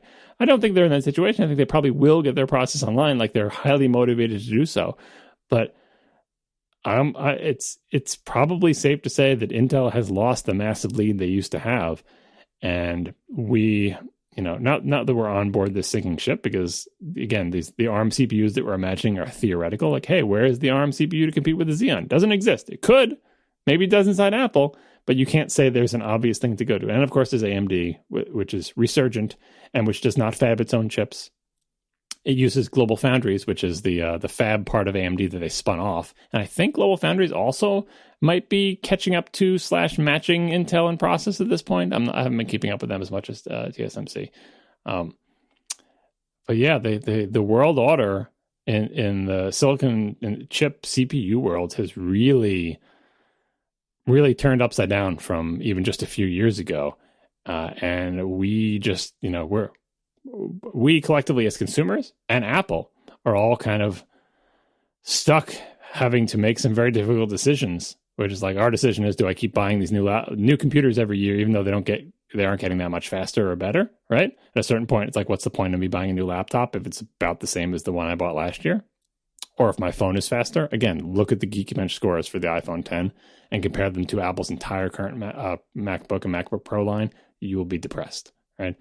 and Apple's choice is, do we basically have to, should we have started a project to switch the Macs to ARM 3 years ago? And in retrospect, we only realize it now, and now we're kind of screwed too, because it's not like we have alternatives. Do we start talking to AMD and see if they can make some kind of, Ryzen technology laptop chips for us? Like, it's so much easier when you're like, we have the best CPUs, and every year Intel comes out with new ones, and we're on this great gravy train that lasted a long time. But it's, the smooth ride is over, and some hard decisions are going to be coming soon, and it's not really anybody's fault. Like, except for maybe you could say Apple should have had more contingency plans. But yeah, things are about to get real interesting, it seems like. We are sponsored this week by Backblaze, unlimited cloud backup for Macs and PCs for just $5 a month. Go to backblaze.com/ATP for a fully featured 15-day free trial. Backblaze is by far the best cloud backup. I've used a bunch of these services. Backblaze is the best one I've used. I've been with them the longest. I entrust them with my data. With Backblaze, you can access your data anywhere in the world, on the go, on your phone, on a laptop, on the web, whatever you want. You can even use it as not only just like disaster recovery, but even if you just forgot a file on your home computer, you can open up Backblaze while you're traveling or whatever on your phone, your laptop, and you can go pick that file and just download that file from Backblaze. So it's great even just for practical uses like that, not even including disaster recovery. And of course, if you have a disaster, cloud backup is what you want because it is out of your house or your apartment or your workplace. It is somewhere else off-site. So the disasters that affect your stuff can affect your backup as well. If you already have Backblaze at home, tell your sysadmin at work to go to backblaze.com/ATP also, because they can hit a business backup link over there on the top of that page. They offer the same awesome service with more admin tools using their Backblaze Groups feature. Backblaze, all of this is just gimmick-free, $5 a month for unlimited full backups. You can plug in as many hard drives to that computer as you want for $5 a month, and they will back them up. You can see for yourself with a 15-day fully featured free trial at backblaze.com/ATP. Go there, play with it, start protecting yourself today. This is the kind of thing it's like saving for retirement. Like, you want to start this yesterday. You don't want to be caught without this if it's too late. You want cloud backup. And if you're going to have cloud backup, Backblaze is the best. Go to backblaze.com/ATP for that 15-day free trial. Thank you so much to Backblaze for sponsoring our show. Greg Kolodijic, he writes, do you ever use higher than default scaling on Retina screens? If so, when? So let me see if I can figure out the right way to summarize this. So since Retina is by default just kind of pixel doubling everything, so you have 2 pixels worth of information where 1 would have been before. That's a summary. I'm sure it's somehow technically inaccurate, but you get the idea. So what you can do is if you have good eyes, which I do not, then you can actually go in some laptops, you can go to the native resolution such that you can get everything to be really, really tiny and you can fit a whole bunch of stuff on your screen. So I have terrible eyes, and I never do that. And in fact, I think maybe on my Adorable I do. Now I'll have to double check that. But on my old work laptop, which was a 15-inch laptop, I absolutely left it as the default, and that's because I have terrible eyes. John, you now have a laptop. What are you doing with this? I do run mine at non-native res because I never look at that screen. And remember, my goal was to have my external monitor be exactly the same resolution as my internal monitor because I mirror them, because then every time I connect my external monitor, none of my windows move. So that's what I do. My internal monitor, I run at a non-native 1920 by 1200, and I just never look at that screen. And that's exactly what my external monitor, 24-inch, runs at. And so, yeah, I don't like non-native res when I have to take my laptop to the meeting and I have to look at the non-native res.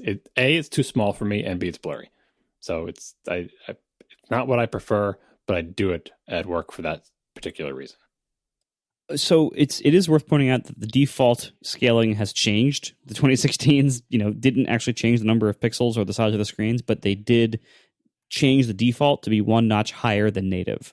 Rather than saying, do you use higher than default scaling, what we really should be doing is, do you use higher than native 2x scaling, which by default on the new ones, you do. So anyway, so on the 15-inch, that would be if you use the one that simulates 1680 instead of 1440. That would be 1 notch up. That is the current default, but the actual native pixels are 1440 times 2. I use the 1440 setting most of the time on my 15-inch because even though things are kind of big and kind of chunky, I like that. I like the scale that it's at. When I'm doing work, heavy work, like Xcode or Logic, I will bump it up. I use a utility called iFriendly that's EYE, not I, the letter. So iFriendly is, I've mentioned it before, it's a utility where you can just assign a certain combination of modifier keys and then the up and down arrows to next resolution up or next resolution down. So you can change resolutions really quickly just with a key command. And so I will use that to oscillate between the super high one that John uses, the 1920 simulated one if I'm doing podcast editing in Logic, or the 1680 one, which is the 1 step above default, or 1 step above native, which is the new default. I'll use that one doing coding, Xcode, stuff like that.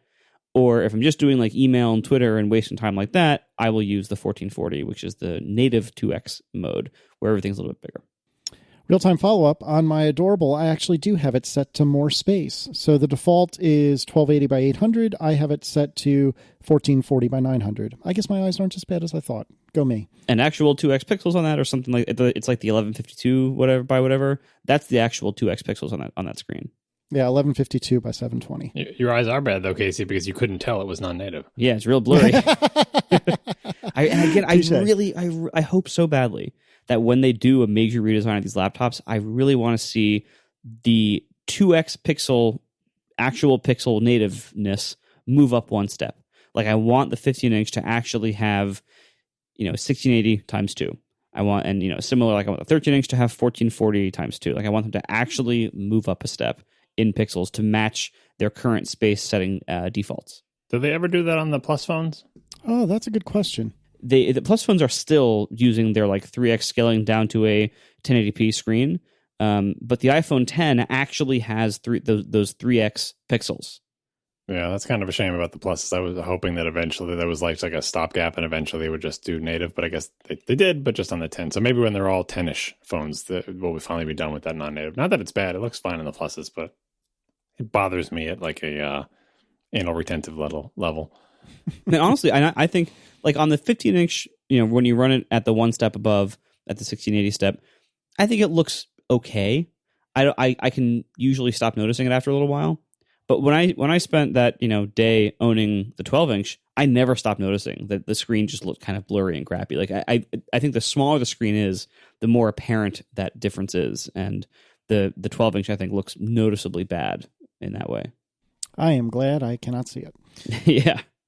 James asks, what tech-related opinions that you once strongly held do you now cringe about? For example, saying something like the original iPhone size was the optimum size, which I think I might have said. Me too. And the bigger Android phones were ridiculous, which I think I also said. Me too. What else, or what other opinions did you have that maybe you were wrong about? And I was thinking about this earlier today, and it occurred to me that not only do I have a great opinion to share with everyone, but I have documentation to prove it. So when I was big into Tumblr back in like 2008, and I at the time was running Ubuntu on a ThinkPad, and I did a distro upgrade from like Gutsy Gibbon to Hardy Heron or something like that. I forget exactly which one it was, but everything crapped the bed, and I decided I'm over it. And meanwhile, I was going back and forth with one Marco Arment via Tumblr discussing why do you like Macs? Like, it's just, you're paying for the name, you're paying for the design, whatever that means. Like, they're just a big waste of money. I can build something much cheaper. And you and I, Marco, basically had this back and forth over the course of like a month over Tumblr, like quote tweet, or not quote tweets, good grief, Tumblr reblogs and things of that nature. And it is all there for you to see, my friends. If you go to the URL in the show notes, you can laugh at how ignorant and silly I was back in the day. And that is something that I probably shouldn't put in the show notes because I'm pretty embarrassed by it. But you know what? It's part of me. And that was me 10 years ago. So, Marco, what do you regret having said? I mean, a lot. I regret most of what I said, like, by the next day. Let alone, like, if I look at, like, my old blog posts, I mean, you're really playing on hard mode here, Casey. Like, looking at your own blog posts, like, yeah, everyone's old blog posts are embarrassing to them. They should be. If they're not. Luckily, yours are dead links. Tumblr, which is not a word, .marco.org/post/big number is 404. Or actually, the host name doesn't even resolve. And actually, speaking of that, I found a link on one of my posts to an old Marco.org post, like the old Marco.org, where rough. It was just Marco.org/number, and those are very broken as well. They're very rough. The links are still up. Maybe some redirects are broken, but like those pages are still up somewhere. Oh God, they're bad. Please don't find them. Like, there's one where like it was like right after the iPhone was announced, and I'm like, I'll care later about the iPhone. It's actually called like the iPhone I will care later, and it's like, yeah, it's expensive. I just got this awesome new, Sprint Motorola Q. I don't need the iPhone. Yeah, that lasted like 3 months, but yeah, I mean, look, I've always been an idiot with this stuff, so like a lot of what I say I look back on very poorly. If I can try to pick out some major themes, I think one major theme is that I've always still view phones as these like secondary and inferior devices, but a whole lot of people out there view phones as their primary device, and I still need to get a little bit more on board with that. Also, I think kind of a major theme of my mistakes and misstatements and regretted opinions is something that I think is pretty common here. Judging new tech primarily by its specs or its pricing. And this is kind of like what you were saying a second ago, Casey, about like when you were judging Macs, like before you saw the light. Like it's so common for people like us to react to something, some new device or tech or announcement or whatever as like, oh, you can, like, the iPad or the iPod has, less space than a Nomad, lame. Like, there's like, it's to judge tech based on like, oh, that's a terrible deal. I can build a cheaper machine than that. Why does anybody buy this thing or whatever? And kind of a larger theme of that is like, understanding the reasons why things can be good or compelling, or the reasons why people might choose to buy something go beyond specs and pricing. There are lots of other factors. There are lots of utility factors that we might not know about that aren't just raw specs. There are, pricing things that, like, the price might matter a lot more to somebody than somebody else, or, whether it's like, people at different income levels, or whether it's like, a business buying something versus a person buying something, or, the value something might have to somebody might be very different depending on who they are, what their needs are. And even things like underestimating fashion and visual appeal of things. Like, one of the big reasons why the 12-inch MacBook has been pretty well selling, as far as I can tell, is that it's cute. It's really cool. Like, it's just like it really does hit that fashion and visual appeal thing. In addition to the practical nature of having something very small. Like, there's a reason why people buy this incredibly compromised machine, and it's not because it's incredibly compromised. It's because like there is some practical aspect to it being so small and light, but also it's really cute, and a lot of people like that, and it just looks cool. And then finally, to kind of close this out, just generally, the biggest ways I get things wrong are assuming that whatever the important factors are in evaluating things like this today will be equally important tomorrow. That basically assuming that the factors that matter won't shift over time. When in fact, if you look at what happens in tech, they always shift over time. Like everything is constantly shifting. We are standing on quicksand. Like everything is constantly moving around. But I too often assume that whatever the situation is now, it'll just be that way indefinitely, and that's far from true. John? It's a burden being on the right side of tech history so much, because while you two were toiling in the PC mines, I was trying to tell anyone who listened that GUIs were the future, that mice were awesome. This is like the best statement ever on the show.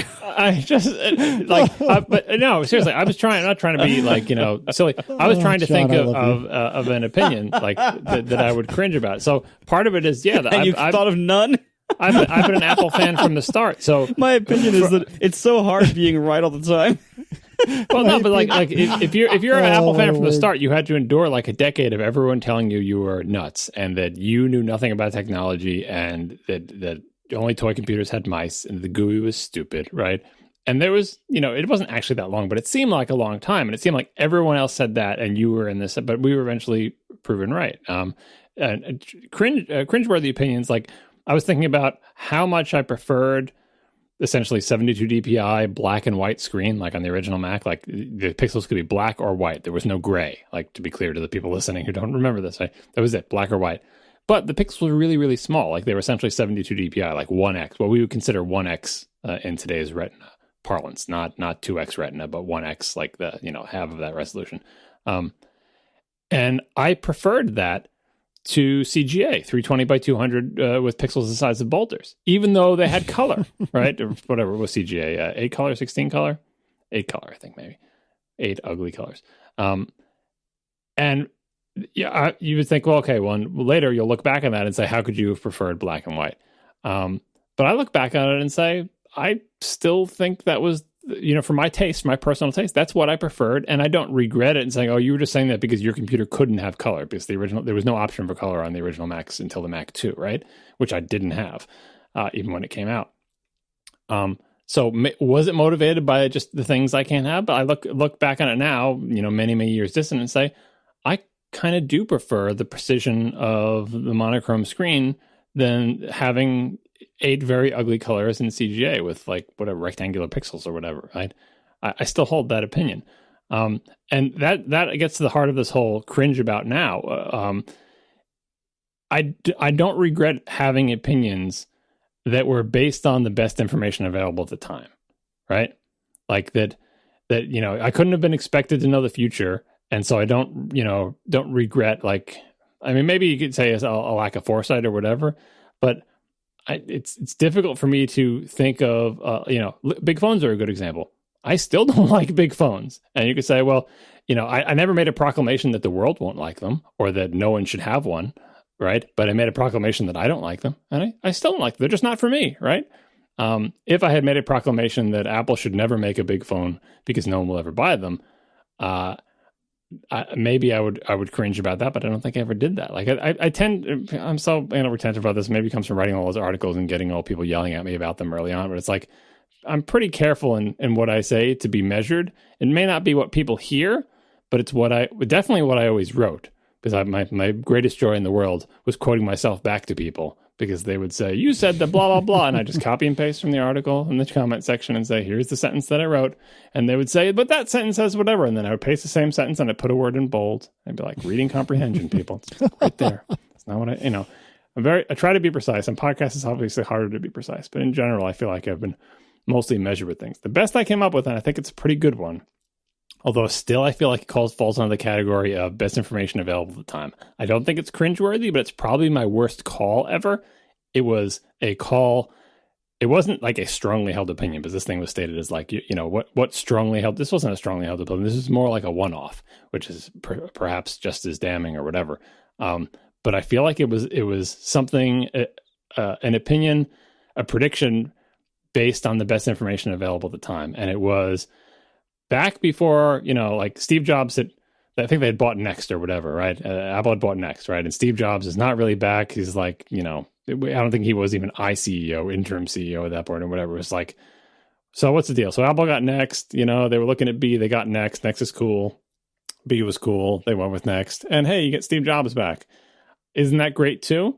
And the reason I remember this one is because I wrote it and people like quote it back to me occasionally. And it was like, I was not optimistic about the chances of Steve Jobs coming back at Apple. I was like, I give him a few years and he'll burn out, because he's such a loser. He's such a burnout. He burned out of Apple, right? Because he did the Mac and then just got ousted and just was a big baby about it and started Next. And that company basically failed to do anything that they wanted it to do and just got acquired by Apple. And so, yeah, you got Next and it's a cool operating system. You got some great technology and you got Steve Jobs. But what are you expecting Steve Jobs to do for you? He's a 2-time loser, right? Like he's not cut out to lead this company. And so I had like a one-off line in one of my articles. It was like, yeah, Steve Jobs is back, but I'm not sure how great he'll do. I'll give him a few years, right? And based on Steve Jobs' entire history as, an entrepreneur and a manager of corporations and as a CEO, up to that point, that was to save money, right?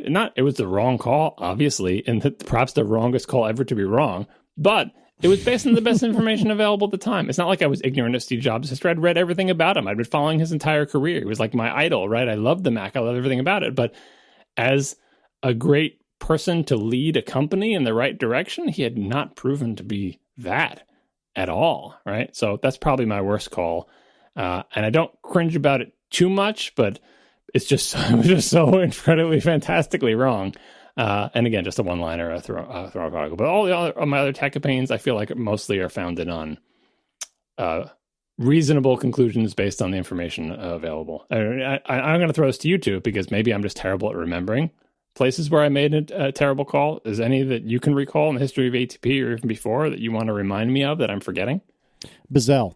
Moving on. Ian Bradbury writes... writes... strongly held opinion. Come on, don't ruin my joke. That's all you got? You got nothing? I honestly don't know. I mean... remember when John thought that 1-star reviews are only left by old people or by young people? What was it? Like, you were totally wrong. That. Like, it was so comically wrong. I think that was a case where I was more precise than you thought I was. Oh, my Yeah, okay. That's what the subsequent debate was about the precision, about what you heard versus what I said. But anyway, we already had that debate, and no, that's not a cringeworthy thing, and we didn't have any good information in one direction or the other, so it was inconclusive. I mean, I honestly, I can't think of anything that you've said that has been just unequivocally wrong, and I'm sure there have been things said, but well, that's factual errors. But this is a strongly held opinion. Like, no, I remember, like, you were saying, like, that negative reviews and badly written reviews were all young people. That, like, old people would never do that. That's I'm what sure you were I said. arguing. I'm sure I said all young people. I'm sure I said never. Yep, that was you. I'm always going with the absolutes. That sounds like you. Moving on before we all divorce each other. Ian Bradbury writes, can we get an update on your crash plan situation? Wait. Who rearranged this? This was done on purpose. See, I'm just put the most frivolous one at the end. But there was a reason it was in that order, John. You're messing with my system. All right, well, now I'm committed. No, I always put the most frivolous at the end. Oh, but there was a purpose for this. But that's okay. This purpose is not discernible to me, so feel free to rearrange. Is this one of your biggest regrets? All right, now we just got to reboot this whole darn thing because, well, we'll just see how this turns out. Okay, here we go. Where's the little clapper? Take two, clap. James Evans writes, there are too many recipes online and I'm clueless. Would Syracuse share the secrets of his favorite pasta sauce? I think I've talked about this on other shows. No, I don't. I don't put the recipe of my family's pasta sauce recipe. It's boring. Like, most people wouldn't like it. It's not exciting. It doesn't have anything interesting. There's no secret ingredient. It is not novel. It doesn't taste any different than anything you've seen. It's very straightforward. And so I say no reason to put it up, because if I put it up, it'll be like an endorsement. You should try this recipe. You'll love it. You probably won't love it. It'll probably just be like, why would I ever do this? It's like, I'd rather have it out of a jar because that's what you want. But it's the pasta recipe that I want, and it's the pasta recipe that I feed my family, and that's fine with me. I feel no reason to share my incredibly boring family pasta recipe with anybody. Knowing full well that you would say something along those lines, I have a bonus question. Ian Bradbury writes, "That's the most BS answer ever." Like that. But it's true. I don't want the burden of people saying, "Hey, I tried your recipe, I didn't like it." Good, fine, whatever. It's not worth. You're not missing anything. You go find any recipe online, try it, find the one you like, go with that one. What should sauce absolutely have in it, and what should sauce absolutely not have in it? We're talking about tomato sauce. It should probably have tomatoes. Okay. I'm going to say that. I feel like a safe bet. Tomato sauce should have tomatoes. Fresh, crushed, cubed, diced? Not diced. What do you like? Canned, I assume? You can do it with... I've done it with fresh. I've done it with canned. I think fresh is probably better, but it's really difficult. It has to be just the right tomatoes at just the right time. We grew them ourselves in our backyard for a little while, and even then it was like depending on like the crop and like when you pick them and what you got, like it was variable. Canned is much more reliable, and that's what we use all the time. So either way, what should not go in it? Like tons of stuff. Wait, hold on. Before you leave, so what kind of tomato? Are we talking like fancy like San Marzano kind of thing? Like, yep, is there a certain kind that you like? Is there a certain brand? Because there's a brand that's called San Marzano, but they aren't actually San Marzano tomatoes. Yeah, it's. I think we talked about this with the olive oil thing. Like olive oil and San Marzano tomatoes, it's very difficult to know whether you're getting the authentic article. I don't have any secret techniques for doing so. We just try to get legit San Marzano ones because we feel like there is a small difference in taste that makes it. But your mileage may vary. Maybe you like ones from New Jersey better. Maybe you like ones from California better. I think it's personal preference, but there are good ones and bad ones, so try different ones. Are there any other tomato products that you mix in with the canned tomatoes, like adding additional tomato paste or something like that? Nope. You can do that. We do that with bolognese and stuff, but that's not our recipe. That's just from a book. But no, our family recipe does not add any tomato paste or anything. But I wouldn't, if it's part of the recipe that you like, go for it, whatever. Garlic, onions, both? Both in mine, yeah. Some people add sugar to sauce. Are you one of those, or do you have an opinion about that? I am not one of those. I know people do that. If that's what you like, whatever. Like I don't do it. Do you cook the meat in the sauce with the sauce, or do you cook them separately and like apply the sauce to the meat like tableside? So this is an interesting thing. So the recipe that we use is basically my father's mother's recipe, slightly modified. But my mother's mother also had a recipe. My mother's mother baked the meatballs in the oven, did not cook them in the sauce. My father's mother fried them in a pan and then let them cook the rest of the way through in the sauce. And so that's what we do. We form them, fry them in a pan to brown the outside, and then they cook the rest of the way in the sauce. That seems like the most common. But I've had my mother's mother did the baked ones, and I like those too. And her sauce was a little bit different as well. So I can picture in my mind her sauce and my other, because I had both of them all the time. You go over one grandparent's house, you have one sauce. You go over the other grandparent's house, you have the other sauce. I prefer the one that we have now, but I like both of them. Do you prefer a sauce with a prominent note of oregano or other spices like that, or do you prefer it more just to be like, tomato, garlic kind of thing? Oregano for me brings to my. I like oregano. I like tons of oregano. I put tons of oregano on my pizza. So oregano, a prominent oregano flavor in pasta sauce makes me think of pizza sauce. So I tend not to go in that direction. But lots of fresh herbs, parsley, basil, stuff like that. I like that to be a flavor in the sauce, and it is a big component of my sauce, but not so much on the oregano. Because like I said, I love oregano. I put way too much oregano on my pizza. My family hates it, but I love oregano. But it makes me think pizza, and that's not where I want to go. If you were forced, if you were somehow compelled in a way that you couldn't just weasel out of to have a jarred sauce, so for some reason you're desperate, you need tomato sauce, you have to buy one of the jarred ones that would be in a typical grocery store, what do you buy? That would never happen. I would not. I know. I don't care. Just you're forced somehow. You're forced. I don't know. I don't even know what brands are or what are available. I would not eat it. I would not buy it. I wouldn't do, I just wouldn't. When's the last time you have even had canned sauce? My wife bought jarred sauce that she used in one of her family recipes. It wasn't just on pasta. It was some family recipe she had that one of the ingredients was a jarred sauce. Probably the last time I had it is in whatever that recipe was, which I don't think we've made in years. I don't think I have ever had, other than being a guest over someone's house when I was a kid, jarred sauce on pasta, in my own home under my own control. Wow. What would you say to that question? What do you have a preferred sauce? Jarred sauce? I'd go Rayo's. There's a lot of decent sauces these days. Rayo? I've not heard of this. RAO. It's common now.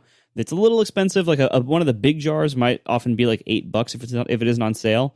But it's really good. Their vodka sauce is also fantastic. It's really easy to make sauce though, and it's really easy to make a huge amount of it for not a lot of money and freeze it. There's no reason anyone should have jarred sauce. Don't do it. So was there anything else that people should absolutely not put in their sauce? I mean, there's a million things. Don't put a whole turkey in it. Don't put donuts in it. I mean, what kind of question is this? Thanks. You have fulfilled all of my expectations for this question. Well, you kept going that what should absolutely not go in it. I don't know, your cat. Come on. Is there some specific thing you're trying to get at? That you tried to ask the sugar thing. I don't think there's anything commonly used that's particularly controversial that you can come up with ridiculous stuff, but there's no commonly used ingredient that I'm going to say you should definitely not do. I mean, sugar is the closest because I feel like you probably shouldn't do that, but some people do, so whatever. Are we done? Or do you want to do the last question?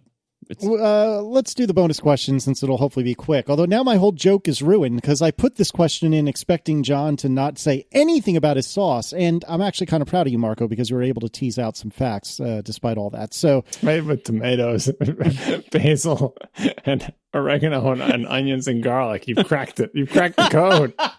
Hey, it's more than you were willing to share just a few minutes ago. It's boring. I told you, and just all those in reasonable proportions, and you're fine.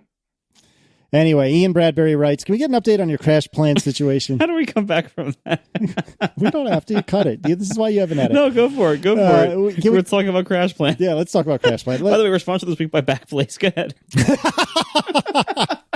Can we get an update on your crash plan situation? Are you still using them or have you bailed? I am still using them on the small business account for reasons, and most of them are laziness. John, what are you doing? I'm still using it, and I think I got upgraded to the non-Java client. It's weird that I can't actually tell because it doesn't, I don't know. I don't think that the non-Java client, if that's what I indeed have, is any better or worse than the other one. Maybe I just have too much RAM on my Mac and I don't notice it. It's a little bit weird that I can't seem to get the menu bar thing to stay in the menu bar. I can't, the menu bar icon for Crash Plan. Mm-hmm. It's not there a lot of the time, and I'm like, does that mean it's not backing up? But then I launch the app, and then I tell it to put the menu bar thing in, and it's my last backup was 10 minutes ago. So it's working, and it's doing its thing, and I can confirm that the backups are there, but it seems a little bit weird and flaky. Anyway, I'm still using it. I think it's still backing up my external volumes. Again, sometimes it seems like it's not. It's wait, it's unchecked. It's not backing up my external volume, but then I go look for a file that I put on my external volume a week ago, and it's in the backup. So It's a little bit weird and flaky, but the price is still right, and it's still doing that. Why? Okay, we're sponsored this week by Backblaze, and I like them a lot better than CrashPlan. That aside, like, why in God's name would you want your backup program, your like last line of defense, to be a little bit flaky and to not be entirely sure it's working? That's not my last line of defense. You know how many lines of defense I have? That's like one of many lines of defense. I don't. There's no other thing that will do my backup drive without me doing iSCSI or something. And the drive and backing up, to be clear, is my media drive, which really I don't care that much about. Like, it's mostly just stuff I rip from disk. Like, so it's not. There's no essential data that I'm questioning. Like, I'm not sure if it got backed up or anything. It's just that I have no other way to back this up for such a low price, and CrashPlan continues to do it, so I let it. That's mostly just for convenience, so that if I do lose everything, I can get all my media back from my backup without having to, worry about rebuilding that whole thing. But if I lose my media because it didn't back up or something, like, I don't care. It's just movies and stuff. Thanks to our sponsors this week: AfterShokz, Backblaze, and Linode. And we'll see you next week. Now the show is over. They didn't even mean to begin, 'cause it was accidental. Oh, it was accidental. John didn't do any research. Marco and Casey wouldn't let him, 'cause it was accidental. Oh, it was accidental. And you can find the show notes at atp.fm. And if you're into Twitter, you can follow them at CASEYLISS. So that's Casey Liss, MARCOARMENT, Marco Arment, SIRAC, USA Syracuse. It's accidental. They didn't mean to. Accidental. Tech podcast so long. And my media is also duplicated to a second Synology that's sitting right next to it, so it's not like it's just on one Wait, disk. Wait, time out. I have a lot of backups. Oh my Which God. two Synologies do you have? You have a Play I and have a Play number something thing. I think it's 214, if I'm not mistaken. Yeah, I think it's like a 2 drive or a 3 drive or something. Yeah, you don't have enough media to long over. Like I have enough junk. But my giant Synology with 8 bays, only 2 or 3 drives are dedicated to media, and those 2 or 3 drives are duplicated to the second Synology. Huh. And it's also, I believe it's also, they're both also in some kind of RAID arrangement with redundancy. Oh my God. I have a lot of backups. Like, the chances of, and that's for my media that I don't even care about. It's just ripped movies and stuff. Like, it's not even I care about. The data that I care about is backed up like 1,000 times. So I think I'm good. When you make the meat in the sauce, are you talking is it just meatballs? And we'll get to meatballs in a second. Or is it meatballs and sausage? And if it includes sausage, do you get sweet sausage, hot sausage, or a mix of both? For most of my childhood, it was just meatballs. But when I would go over to my mother's house, she would do sausage too, and I like that. So in my own life, we have in recent decades gone to both because my wife really likes the sausage. So we do sausage and meatballs, mostly meatballs with a little bit of additional sausage. I go with sweet sausage. No hot at all. That's no hot at all. It's just that's what I prefer. I think it works better for me. I would argue you're missing out. I prefer a 50-50 split, but I like it. It's fine, but it's not what I'm looking for. I'm looking for something that tastes like what I remember. And when I was a kid, my grandmother always did sweet sausage. That's what I like. Now, the meatballs. Mm-hmm. Similar to before, what definitely goes into the meatballs and what definitely does not, that some people might frequently put in. Did either one of you ever have my pasta sauce and meatballs? And I feed it to you when you were over here, maybe? I did. They were delicious, but I forgot about what's in them. So because that was a long time ago. Let me just add my rule of meatballs for me. But like I feel like it's applicable to other people. Like, and it's not related to making them at home. It's that of all the things that you can order in an Italian restaurant, the one that someone like me most often avoids, and I would argue most people should avoid, is meatballs. I have never had a meatball at a restaurant in my entire life that was to my liking. It's not because they were bad, they were just different than what I wanted. Usually because they were fancier or weirder, or they're but the variability of meatballs in restaurants is astounding. It is way bigger than the variability of like any other thing I can think of. You never know what you're going to get. Meatball could mean anything. You have no idea what the predominant taste is going to be, what the size is going to be, the consistency is going to be. You know nothing about it. It is totally a black box. And if you like just rolling the dice and it's fun, you know, to do or whatever, like I feel like Swedish meatballs have more consistency in restaurants than Italian meatballs. Because Swedish meatballs, they taste like Swedish meatballs. Italian meatballs, you have no idea what you're getting. So that's just my tip for meatballs. My meatballs are boring. They are beef only, and you know, and like breadcrumbs and you know, parsley and like all. Just like it's not. That's it. No pork. Do you use an egg to bind it? Yeah. Okay, so you got ground beef, you got an egg, parsley, breadcrumbs, Salt and pepper. Yeah. Okay. Like they're very boring. Like that's the problem. The reason I'll never go in at a restaurant is if you serve this at a restaurant, they'll be like, those meatballs are kind of bland. That's my meatball. Sorry. That's why, you know, that's it. They're very boring. No, I've made the fancier ones at home just to see if like I'm missing out on anything, like the whole, you know, bread soaked in milk. And so you ever do that whole big thing like that? Yeah. I mean, Tiff is our meatballer in the family and she's very good at it, but she doesn't do that, I don't think. And I've done it, and those are fine. It's just not what I'm personally looking for in a meatball. Like I like them, I'll eat them, and sometimes you know other people have ordered meatballs in restaurants. Occasionally, I've had one. And well, that's a pretty good meatball, but it's not what I want. Mine are boring. They are what I want. It has taken me 20 years of marriage to get my wife, who is the meatballer. She's the former of the meatballs in our chain, right? I'm the cooker of them. She's the former. To form them at the expected size, because I have a specific size that I want them to be. See, and that was going to be my next question. So, like, is it like, you know, golf ball size, like, or you know, bigger, smaller? She's got it down to a weight. She uses a food scale now. She's hacked the system. All right, what's the weight? I don't know what the weight is. I can do it by eye, right? But she's the one who forms them, so she uses the food scale. And if she was here, she would tell me the exact weight. Maybe it'll be follow up in next week. It is bigger than a golf ball. It is smaller than a tennis ball. Yeah, that seems about right, because like one of the ways that restaurants often go wrong is by making them really big. No, like a lot of restaurants, you'll get like the giant one, the American, like baseball sized ones, right? And that's like a meatloaf. It's like a bad meatloaf. And like because there's no good way to cook that. Like something that's that big. Yeah, you have to bake it or you have to leave it in the sauce forever. Yeah, like it's never going to cook enough without overcooking the outside, or you'll just cook it forever and kill it. Like. And it'll just taste like nothing. Like there's no good way to do that. I see more often in restaurants the tiny ones, like golf ball or smaller. That's too small. Those I have found those are usually frozen. Like I bet those are usually brought in because like when you buy a big bag of like bulk meatballs at Costco, or if you which you should also not do not buy bags of meatballs, please. Oh, those Costco meatballs are good. Oh come on! Of course you think they're good.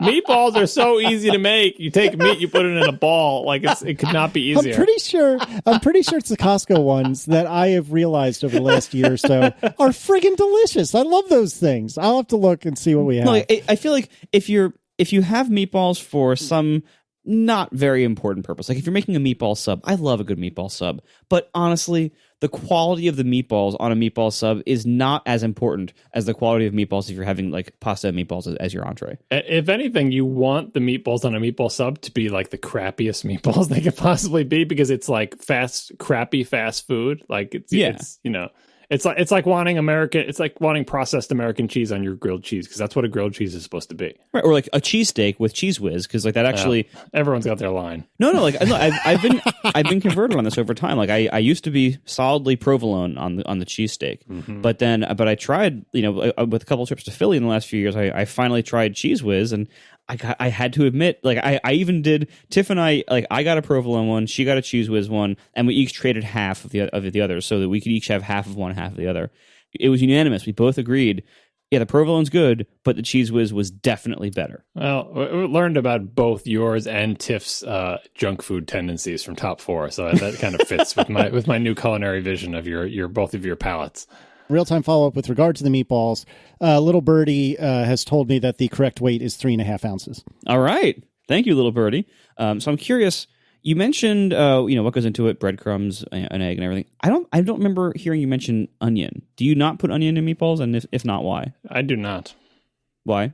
I don't know why. It's because my parents didn't, right? That's why. That's literally why. Like I'm not making this again. I want to make them, because we had, to be clear, we had pasta and meatballs every week of my life, essentially. Like not on the same day every day, but pretty much once a week for my entire life until I left home, right? So it was a staple.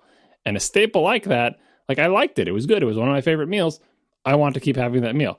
Why do I not put onions in it? Because they weren't in when I was a kid, and neither one of my grandparents put onions in it. That's why I don't do it. I'm sure it would taste good and it would be fine. It would change it. It would make them a lot more moist, and that's not what my meatballs are like. So that's not what I do.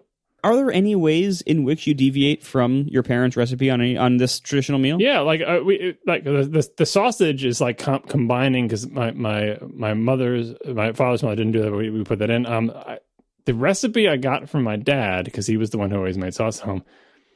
Like, my wife can tell you by iMessage Casey, like the amounts that he wrote down seem to be like off. And we like mess with them a little bit because they don't seem to be right. And what we need to do is write down a more accurate recipe for our children. At this point, like I don't even know, because my wife's the mixer of ingredients, right? So she's the one measuring out all the stuff and dumping it into the big thing, and she's the one mixing up the meatballs and forming them into balls, right? Following the recipe, supposedly, quote unquote, following from what my dad wrote in our cookbook, like when it was like, take this cookbook out with you to be an independent adult. But he didn't write down, like what we do is not what he wrote down. So we really need to nail this down in some reproducible way. Now we just do it out of habit. It's like this is just a thing we do, and it's just like an assembly line, and it just happens. But we have honed it a little bit to the point where when my dad visits and he makes his, quote unquote, his sauce, he doesn't make it as good as ours. So we must have done something to change it. Maybe we're changing the ratio of like, it could just be as simple as like salt and pepper, or like using pre-seasoned breadcrumbs versus not pre-seasoned. But anyway, what we make is now what I like. And I think it's actually has drifted from what I had when I was a kid, but it matches, like, because it's been a continuous gradual thing. Like it matches my memory of what it should be. Like basically. your accent. Kind of like, yeah, it changes over time, but I honestly, I think we've improved it. I think I would rather make my sauce for myself than have anyone else make it. Well, that's good. Like that's kind of how you want it to be, right? Because if you're not doing that, then like if you have some recipe that like, oh, but I can never make it like my mom makes it, figure out how your mom makes it, right? Like, or figure out a better way to do it that you end up like because don't assume that like the way that your family's done it forever is the best it can be. Like find your own path. Yeah, that's kind of why we did it with fresh, because my parents, to my knowledge, no one ever made it with fresh, but we had a tomato garden in our house when we got our house, and we're like, let's try making it with fresh. And it was a lot of work, and a couple of them were really good, but a couple of them we made with fresh were kind of stinkers, and we were like, overall, the math doesn't add up to get that one great one, but those 5 cruddy ones, and then our neighbors built a bigger fence and put too much shade for us to grow tomatoes. But anyway, yeah, can't. Same thing with the cans. We're always pursuing like, what are the best tomatoes to get? Where can we get what we think are real San Marzano tomatoes, and are they actually better? I'm always reading articles about different canned tomatoes, right? And cost-wise, because we still make it a lot, so we're looking for the big ones that we can buy in bulk, cheap. We don't want to pay $8 for a tiny 16-ounce can, because we will break the bank on that. So we'd much rather get like the giant restaurant size, like barrel type canned things. Nice. Because that's what works out, because we make it in big batches. So you mentioned earlier that you don't like ordering spaghetti and meatballs at a restaurant. And I agree with, like, if you're going to an Italian restaurant, to me, like, ordering spaghetti and meatballs it's like going to a bagel shop and ordering a plain bagel with plain cream cheese. It's like, okay, like, that's probably going to be all right, but that's, like, the most boring choice you can make, and you're probably missing out on much better options. Well, the other thing is the red sauce, the tomato sauce in Italian restaurants, really hit or miss. Even good Italian restaurants, because the differences in taste. Some people like it spicy, some people don't. Some people like it bland, some people like lots of oregano, some people lots of garlic. No, like there's so much variability. You just don't know what you're getting. So the meatballs are very variable, but even the red sauce is pretty variable in my experience. So I do not order that ever at any Italian restaurant. Okay, so then my question is, you go to an Italian restaurant, it's a pretty good one. What do you order? When I was a kid, growing up on Long Island, we would go to Italian restaurants all the time, because that's the kind of restaurant my dad liked.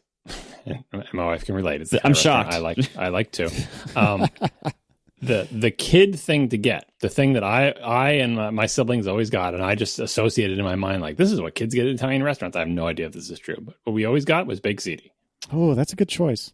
All the time, and it came in an oval, no, it's not. ceramic thing. Oh God, what a waste! Oh my God, that's what we did on Long Island. We'd get baked ziti, right? So if you're children, I understand children have terrible food at restaurants. What do you order now as an adult? All right. So as an adult, first of all, I hardly ever see decent baked ziti, right? So I don't order that anymore. I still like it. Recently, I was in Colorado visiting my parents, and they have a hard time finding good Italian food there. And they had baked ziti on the menu. My parents said, "Yeah, it's actually like what you remember." And I got it like out of pure nostalgia, and it was in the same sort of oval shaped oven safe ceramic thingy on top of another plate because it's super hot with the cheese, Yep. really crunchy on it. Like it's good comfort food. So I have ordered that recently, but mostly what I get, my go-to is always, and everyone's going to hate me for this, but it's the truth, veal parm. I know about the cows. Believe me, my mother is a vegetarian. Every time I ordered veal parm my entire life, she told me about the poor cows taken away from their mother. I know about the cows. You don't have to tell me. She's literally told me my entire life. The only time I ever get it is at an Italian restaurant. I do get it a lot. Casey, I'm afraid to ask you. Oh, if I go to an Italian restaurant, what do I get? Velveeta shells and cheese. Yes. Oh, if only. Oh, that'd be amazing. I actually had that for dinner last night, coincidentally. No, if I go to an Italian restaurant and do I have to answer this question? I feel like, Yes, honestly. all of a sudden I feel like, all right. So if I go to an Italian restaurant, in my personal opinion, which the entire internet is now going to write me and tell me how wrong I am, and I don't care. Just save your keyboard fingers. I don't care. Don't tell me. I like lasagna. I like lasagna a lot. I think you can get good lasagnas at a restaurant. You can get bad lasagnas at a restaurant. And I feel like it's a good metric. And so because of that, I will often order lasagna. It's a little risky, but less risky than spaghetti and meatballs. I was never a big lasagna fan as a kid at restaurants or whatever, but I've been making the Lydia's lasagna recipe at home, and it is amazingly good. Wait, Lydia's? You don't know Lydia? No. The famous TV chef Lydia Bastianich, I think her last name is. She's my favorite television Italian chef. I really do like her recipes. She has a lasagna recipe, which is, guess what? Really boring. Like, it is the straightforward, like, this is lasagna. There is nothing weird about it. It is just plain. I make her bolognese recipe, also very straightforward. I just made her bolognese recipe like 2 days ago. She's my favorite, like, other person to get Italian recipes from, because like she's from the same sort of geographic and culinary background as my grandparents, right? New York City, New York metro area, Italian American, same generation of immigrant more or less, and she makes food like they made food and like I like, and yeah, that's But Italian restaurants are all sorts of things. I love all kinds of pasta dishes, like all kinds of like. Again, boring pasta dishes. At one of my favorite Italian restaurants, I'll order, pasta with garlic and oil. I'll order pasta with tomato, garlic, and oil. Like, just very simple. I love pasta. I'll order that if it's on the menu. Not exciting recipes. It's just a question of something that catches my eye at a particular time. I will wander an Italian menu much more than I will in another restaurant where I feel like there's only a few safe havens.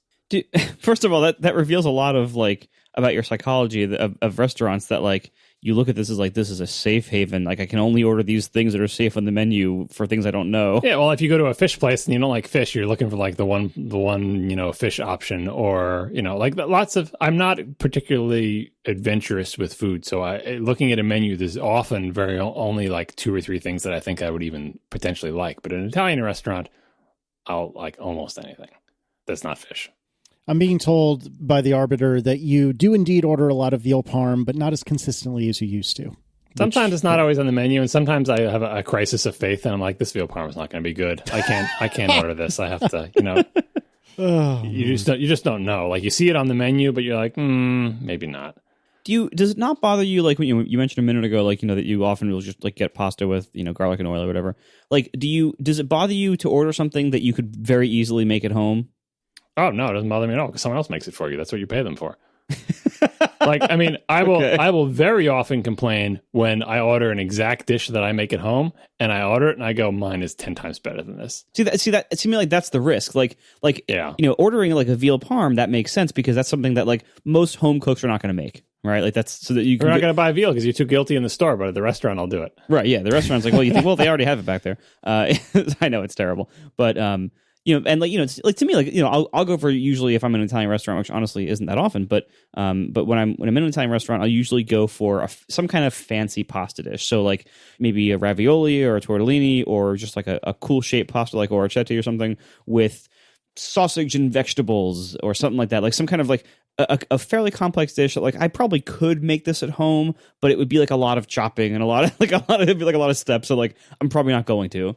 And you know, something like that, like fresh flavors, you know, fresh tomato, fresh mozzarella, stuff like that. Like I wouldn't go for something as simple as just like pasta with, you know, garlic, because I would be afraid of that happening. Of like, I don't want to order something that in this restaurant that I could go make at home for 50 cents that would be better. Yeah, I mean, sometimes I feel like even if I feel like I could do it slightly better, as long as it's good enough, I'm fine with it. And yeah, it is a waste of money. We don't go out to eat that often. We very rarely go out to eat, and so I don't mind paying $16 for something that costs them 10 cents to make. Like, I don't care. It's fine. That's the whole point of going out. But occasionally, like one of my favorite things I make at home is like a pasta with sausage and broccoli rabe, which is a combination. That's probably my favorite thing that I make. And lots of restaurants are starting to have it. And I make the mistake of ordering it, and every time I'm disappointed. I'm like, sometimes it's like, it's okay, but I eat it and I'm like, I just think mine is just so much better. Often because mine is simpler. Like, they add more stuff to it. They put cream or peas in it. It's like, what are you even doing? Like, stick to the basics. Those are good. Cream and peas and maybe like onions and like prosciutto maybe. Oh man, I would rather be having my. I've ruined my wife with the carbonara. She always asks me to make carbonara, which isn't actually carbonara. It's a modified Lydia recipe that isn't actually called carbonara. But anyway, that's what we call it. Oh no, you butcher carbonara. She orders it at restaurants, and then her complaint is always, this is not as good as what we make at home. And so now at this point, she's stopped ordering it. She just can't. She doesn't do it anymore. She's like, I know I'm going to be disappointed by this. I'm not going to order it. Oh, you're lucky. I've tried to make carbonara a number of times, and I butcher it. It's so bad. It's my wife's favorite recipe. She periodically gets like uncontrollable cravings for it. It'll be like, I need carbonara today, and so I have to make it for her. That's actually a good point. Is I've forgotten that, you know, for years my go-to was lasagna, as stated earlier, but in the last handful of years I have started getting really into carbonara, and I try not to have it often because it is extremely bad for you. Food. Oh yeah, but, it's horrible for you. Man, is it good? Yeah. And Tina is writing me now to say that John's carbonara is awesome, and now I want it. So it sounds like you're making carbonara tomorrow. I may have triggered it again. You're making carbonara tomorrow, and I'm coming over for dinner because I want some of that. Yeah. Next time we're at your house, here's the menu, right? we figured it out. No, that's the thing about my carbonara, though, is even though my wife loves it and I really like it, and one of my children will tolerate it, I don't serve it to guests because I assume everyone else will find it just disgusting. Because honestly, like it is disgusting in a unhealthy way, and it is very, what I make is very, it's oppressive. It is like it's heavy. It is. I would never serve it to guests because you'd be like, that's carbonara. Okay, so normally carbonara, feel free to correct me. Normally carbonara is some kind of pasta, often linguine, I think, or whatever the broad version is. Usually pancetta, peas, onions, some kind of cream and egg, right? You are making the restaurant version of it. Right. So how does yours differ? So and again, what I'm making is not actually carbonara. Actual carbonara is like Parmesan cheese, egg. You can either do whole egg or just the yolks, and then, you know, spaghetti and black pepper, and that's it. And like no peas, no cream. Pancetta or guanciale, right? All right, wait. I can be tossed out of cheese, not peas. Yeah, so no, the peas are not, like, go look at like what is traditional carbonara, or go to Italy. Like, you're not going to get cream and peas in it, right? So that's it. That's the basics. And then American restaurants, to try to, you know, kick it up a notch, boom, Emerald, add all sorts of other crap to it. The cream is in addition to, like, add to the richness, and I'm sure there's some variation of it in Italy. It's like that, but anyway, like, Italian American carbonara does not have cream, but adding it, it's like it fits. Like, you see how it works with it, like. And it's cheaper to add cream than to add more Parmesan cheese. That's why. What I'm actually making is a variant of Lydia's recipe, which is not called carbonara. I think she calls it like linguine with I don't know, I forget the hell the name of it is. It's some descriptive name that's just like listing the ingredients. I do not add cream, but I do add onions, and I add chicken stock, which is not on the menu, but it's something that I add to my thing. I only use yolks, no whites. And I use way too much Parmesan cheese. And the meat has changed. I used to use plain old bacon because it's all we could get when we were in Georgia, and we just kind of stuck with it because, hey, bacon is good tasting, only a specific kind of bacon. Now we've switched over to pancetta. I'd use guanciale if you could ever find it, but it's like impossible to find it. That sounds pretty awesome. Yeah, so it is not really the reason we call it carbonara is the predominant flavor is Parmesan cheese and egg yolk. I mean, I'm on board with that, but that is very different than what I envision as carbonara. Yeah, because you're all thinking of the restaurant one that has cream and peas in it. Yes, exactly. Yeah, basically add peas to yours and I'm sold. Yeah, even I just went to our favorite Italian restaurant that we've been going to, since 1994. I don't know how many years that is, but it's a lot. That still exists and is great because they no longer even have a sign on it. Like there's no word on the outside of the restaurant that says the name of the restaurant at all. So does it say restaurant? Has nothing. Literally says nothing. There's no words. But anyway, it's still there. We still go to it, and they make a thing they call chicken carbonara, which has chicken, mushrooms, cream, pancetta, and rigatoni. And it's like, how is that carbonara? I guess because it has the it has the pancetta and it has cream, and that kind of counts. It's a great meal. I love it. I love the taste of it. But it's a restaurant variation. Yeah. And it has a cheese on it. And honestly, I think the cream is because it fits in with the richness and it kind of works, but it's much cheaper than adding more of the $21 a pound Parmesan cheese to it. Similarly, there's an Italian restaurant by me that serves a farfalle carbonara, which seems wrong in every measurable way. Those are the bow ties, right? Correct. Now, see, honestly, I like bow tie pasta for saucy dishes because it picks up the sauce really well. Mm-hmm. So theirs is described on their menu as chicken sautéed in a cream sauce with prosciutto, peas, and farfalle pasta. And oh man, it may be like terrible restaurant carbonara, but it is delicious, terrible restaurant carbonara. It is so good. Yeah, that sounds great. I would probably order that. Yeah, and the reason my wife doesn't like them is because they're not what she's expecting. She's not expecting cream. And so even though it may be like, oh, this is a good creamy pasta dish, it's not what she wants when she wants carbonara. She wants the thing that I make, which also isn't carbonara. But, anyway, there's probably some good, you can just probably look up Lydia's thing of like watching her make carbonara. There are very few ingredients. It's very simple. It's easy to screw up. You can obviously scramble the eggs, but a little bit of practice, you'll get it. And at least then you'll know, like, this is the base. And then if you want to start adding stuff after that, fine. But I would say draw the line at cream, because if you're adding cream, that's a different thing. Maybe good, maybe great, but just maybe call it something different. Now I really want carbonara something awful. I was just glad you didn't say you put Velveeta in yours. No, come on. Well, I would never cook it, but... It just puts it on top at the end. Yeah, right? Shells and cheese are good, man. Don't knock it till you try it. I have tried it. I've tried it. Oh, it's good.